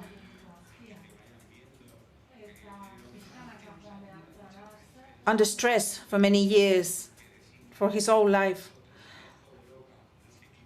And of course, we were considered as fags. But in fact, this helps us because we recognize each other. We see the pain, the past experience. When you recognize and when there's this sense of belonging, because we've been excluded and it's difficult for us to express ourselves. That's why we help people opening up. Well, I'm a social worker at the beginning. I got trained in social theater. And that's why I want to encourage people to be the actors and the actresses of their lives. It's not me, it's not about me, I'm not the savior. I just help and encourage people to be themselves. I'm just a guide. I accompany and I facilitate. And once people see you being open, talking to the media, and nothing happens to you, so they are happy because we've never had any role model. All the role models were bad. In the movies we watched when we were young, we were the fags, the sissies, and the hairdresser, and we were killed. And Federico García Lorca was killed by Franco. And they told us he was a writer, but he wasn't. They never said that he was killed because he was communist and he was a fag. Well, we knew it, but not in my time. Nobody could say that a writer was gay at the time. That's why you went to prison. Yeah. A question for Carmen and Carmen. How do you work with older people at homes? How could you transform their homes? Well, there's a great level of resistance, but with time things have changed. In the board of directors, there are quite a number of women, and we had activities and different proposals. The older people's homes have a hierarchy. The management boards are there, but there's hierarchy. I don't know how it is organized here in the Basque government, in the Basque country, but there's no self-management. It's being directed by the top, and it's organized by the city council. So in the board, they don't have margins. They don't, well, they manage travelings, activities, and there are many volunteers, but the boards cannot decide for themselves because it depends on the budget that is given by the City Council. Now we have a project called non-desired loneliness, unwanted loneliness. And people in the homes are now familiar with small little machines in order to combat unwanted loneliness. We are now focusing on that, and we are cooperating with other authorities and bodies because it's very complex. What is unwanted loneliness? We have objective and subjective loneliness. It's a feeling. Sometimes, well, we live alone. We are older persons and we feel alone, but we're not really alone. How do we manage loneliness? Older people depend on their families, and when they are alone, they feel really bad. In my case, I don't depend on my family. I am independent, and we are empowered at the moment. I was empowered the moment I was born. Yes, she was born already empowered. Yes, you have to be a rebel, you have to be curious, you have to fight for your dreams. We are older people and we have the right to dream. We have the right to protest and to say no. Carmen has a nice sentence. More dust on the furniture and less dust on your brain. And I say, love doesn't prevent you from saying no, because normally we are on the second and the third rows, but we want to be on the first row. I had a very good life. Of course, there are many questions. Stop her, please. Stop her. Yes, things have changed. In the elderly homes, we have a new library, feminist library, and we select the books. And we have defibrillators being installed, and now they're working on emotions in the elderly homes. We have also participative budgets. We wanted to organize workshops for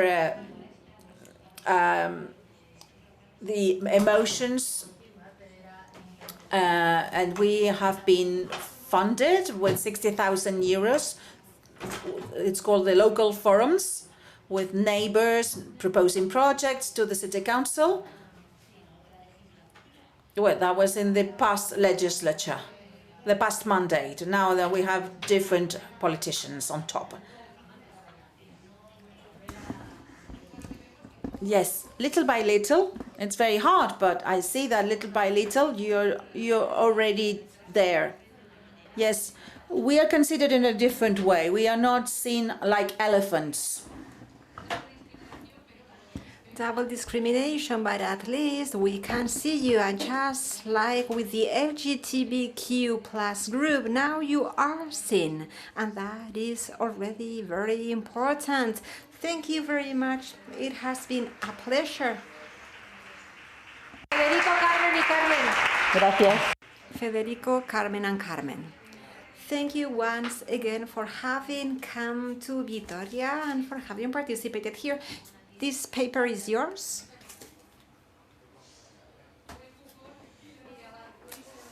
I don't know if that was maybe lottery or what it was. Well, the moment has come now to deliver the awards, because we always take advantage of this event to give the awards to the best practices, to the best friendliness practices, because we want to pay an homage.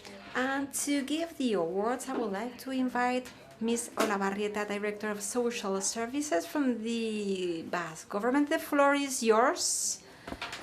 The floor is yours.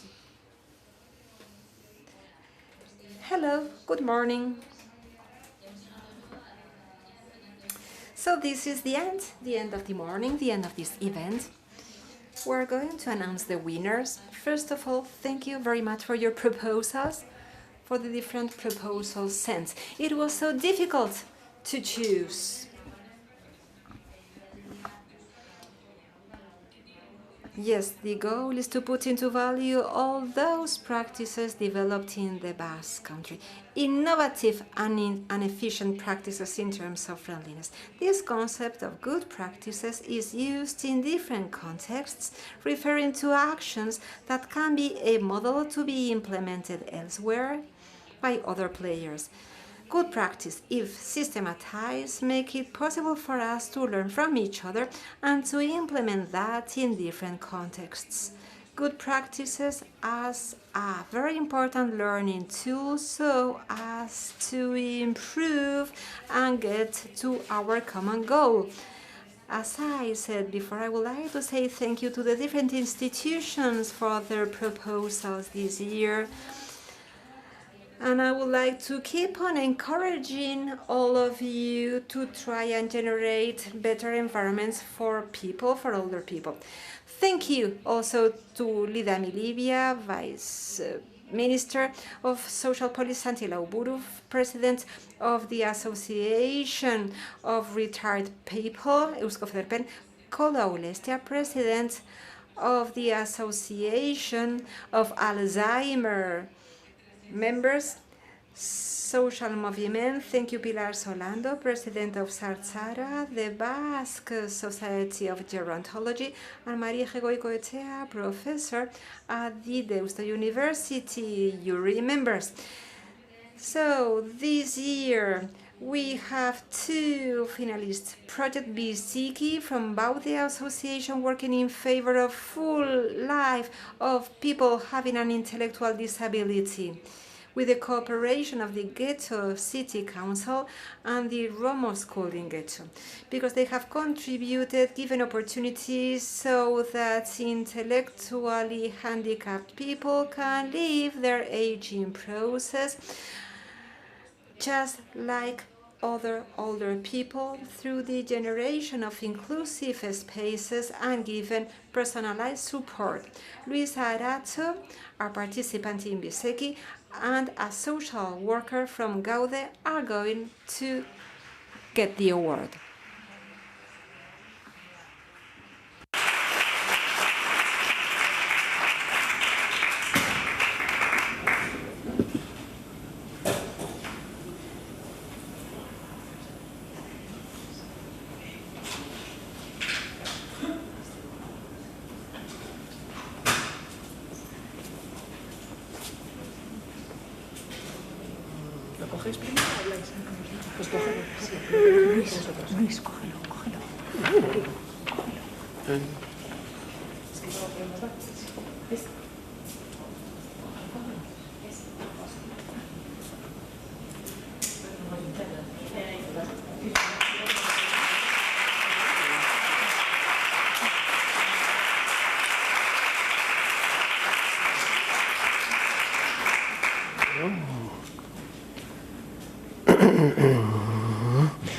Buenos días.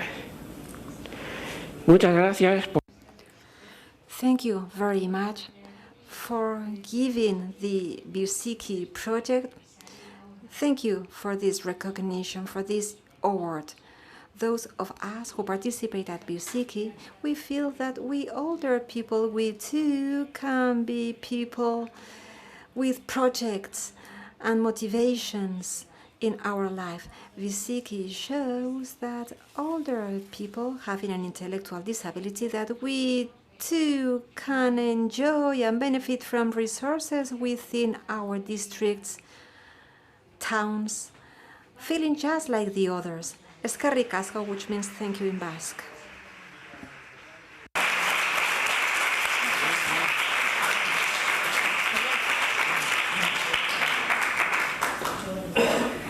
Eskerrik asko.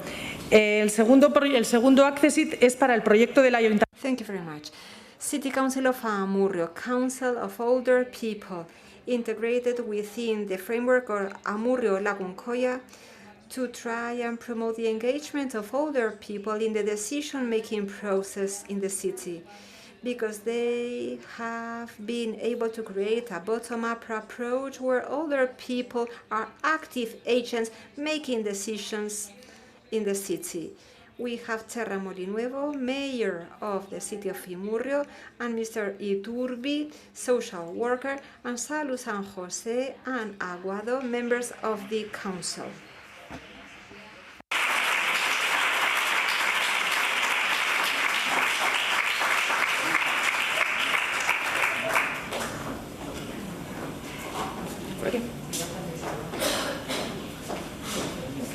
Tenéis que coger el de delante. ¿Qué? ¿Vas a decir algo? No, sí. Ah, no, ok. Bueno, ¿Cómo nos ponemos? Para que se vea todo. bueno, por descarte me toca hablar a mí. Muchísimas gracias. Thank you so much. What a surprise. I have not written any speech, but before I forget, thank you, Anna, who must be following us. Anna is unfortunately at home in lockdown, and thank you to all the members of the council. Here we have Salus and Maria Engracia, but there are many other members too. And thank you also. I would like to say thank you to the City Council. Thank you for having made this possible for all of us. The fact of working with other people is just a reward, because they give so much to us. They are very generous, but if we are here to celebrate all that, what else can I say? Thank you.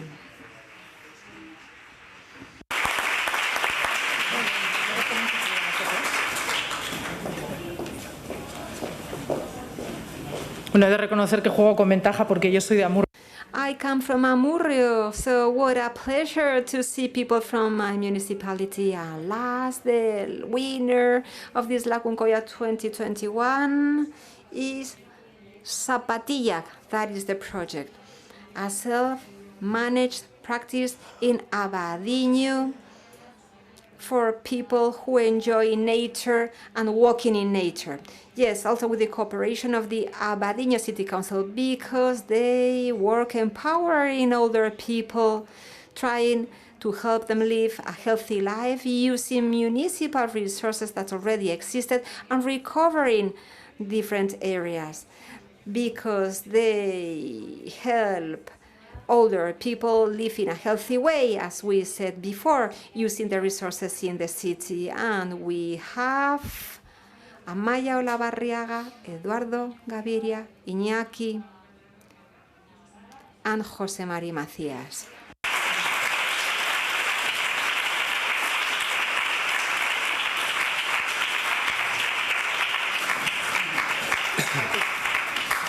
Bye, bye. ¿Quién habla?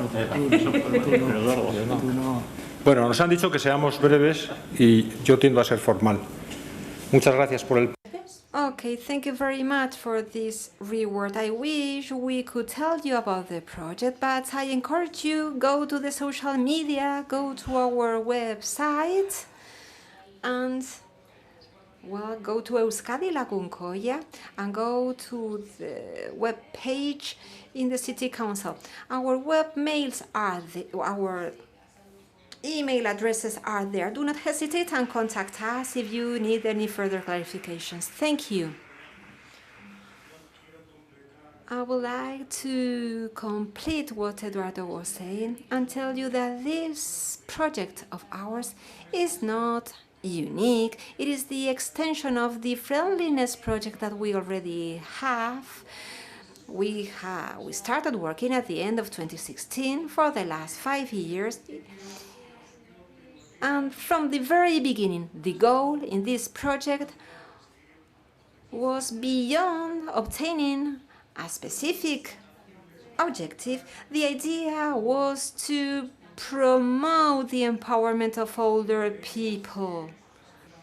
And in the second stage, when drafting the action plan, that has been done by older people in the city, just by themselves, coming to our premises, but all the design proposals, indicators, And the whole project has been carried out by these older people in Abadiño.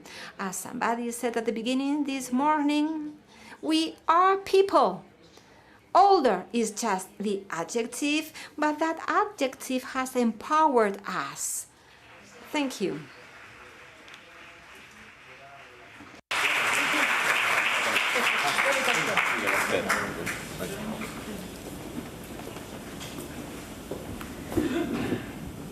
María, bye. Sí. Bueno, nada, ya estamos acabando. Reitero. Well, once again, thank you to all of you. Thank you for having shared your experiences with us, which will be on our database. Thank you to all the promoters, groups, city councils, professionals, citizens. Thank you, because we all want to have a much more friendly Basque Country. 70% of the older population is a member of these initiatives, and we want to move forward because we want to promote cities, towns, we want to improve our living conditions, and we also want to use our infrastructures to try and all age better. Very soon we will be celebrating our 10th anniversary, and we want to celebrate that with all of you. Fingers crossed. Let's hope that we can celebrate it together, and let's hope that we will be sharing many things together. Yes, let's keep on promoting this movement, a movement which is ever growing. Thank you very much. I hope that we will meet again in further events. And before, I would like to say thank you to Foundation Matia together with Sayo, the technician. Thank you for having organized this event, and thank you for your work at Euskadi Lagunkoia. Thank you very much.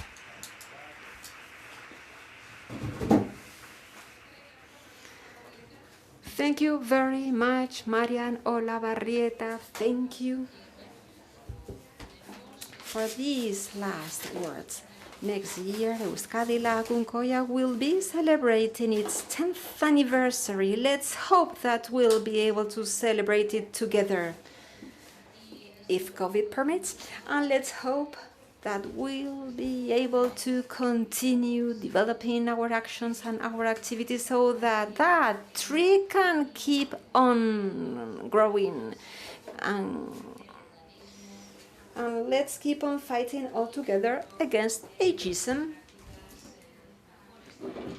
to try and improve our friendliness practices. Once again, same thing now in Spanish. I hope that this morning was interesting.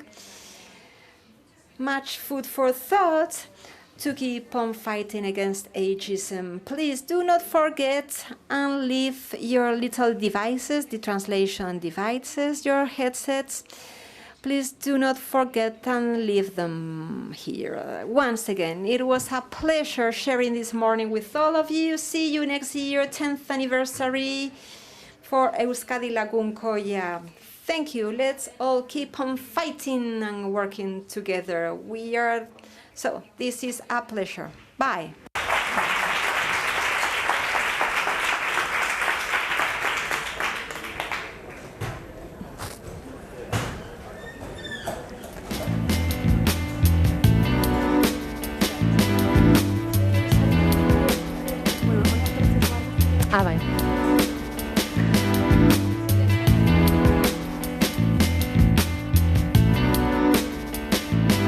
Para sacar una foto de familia. Gracias.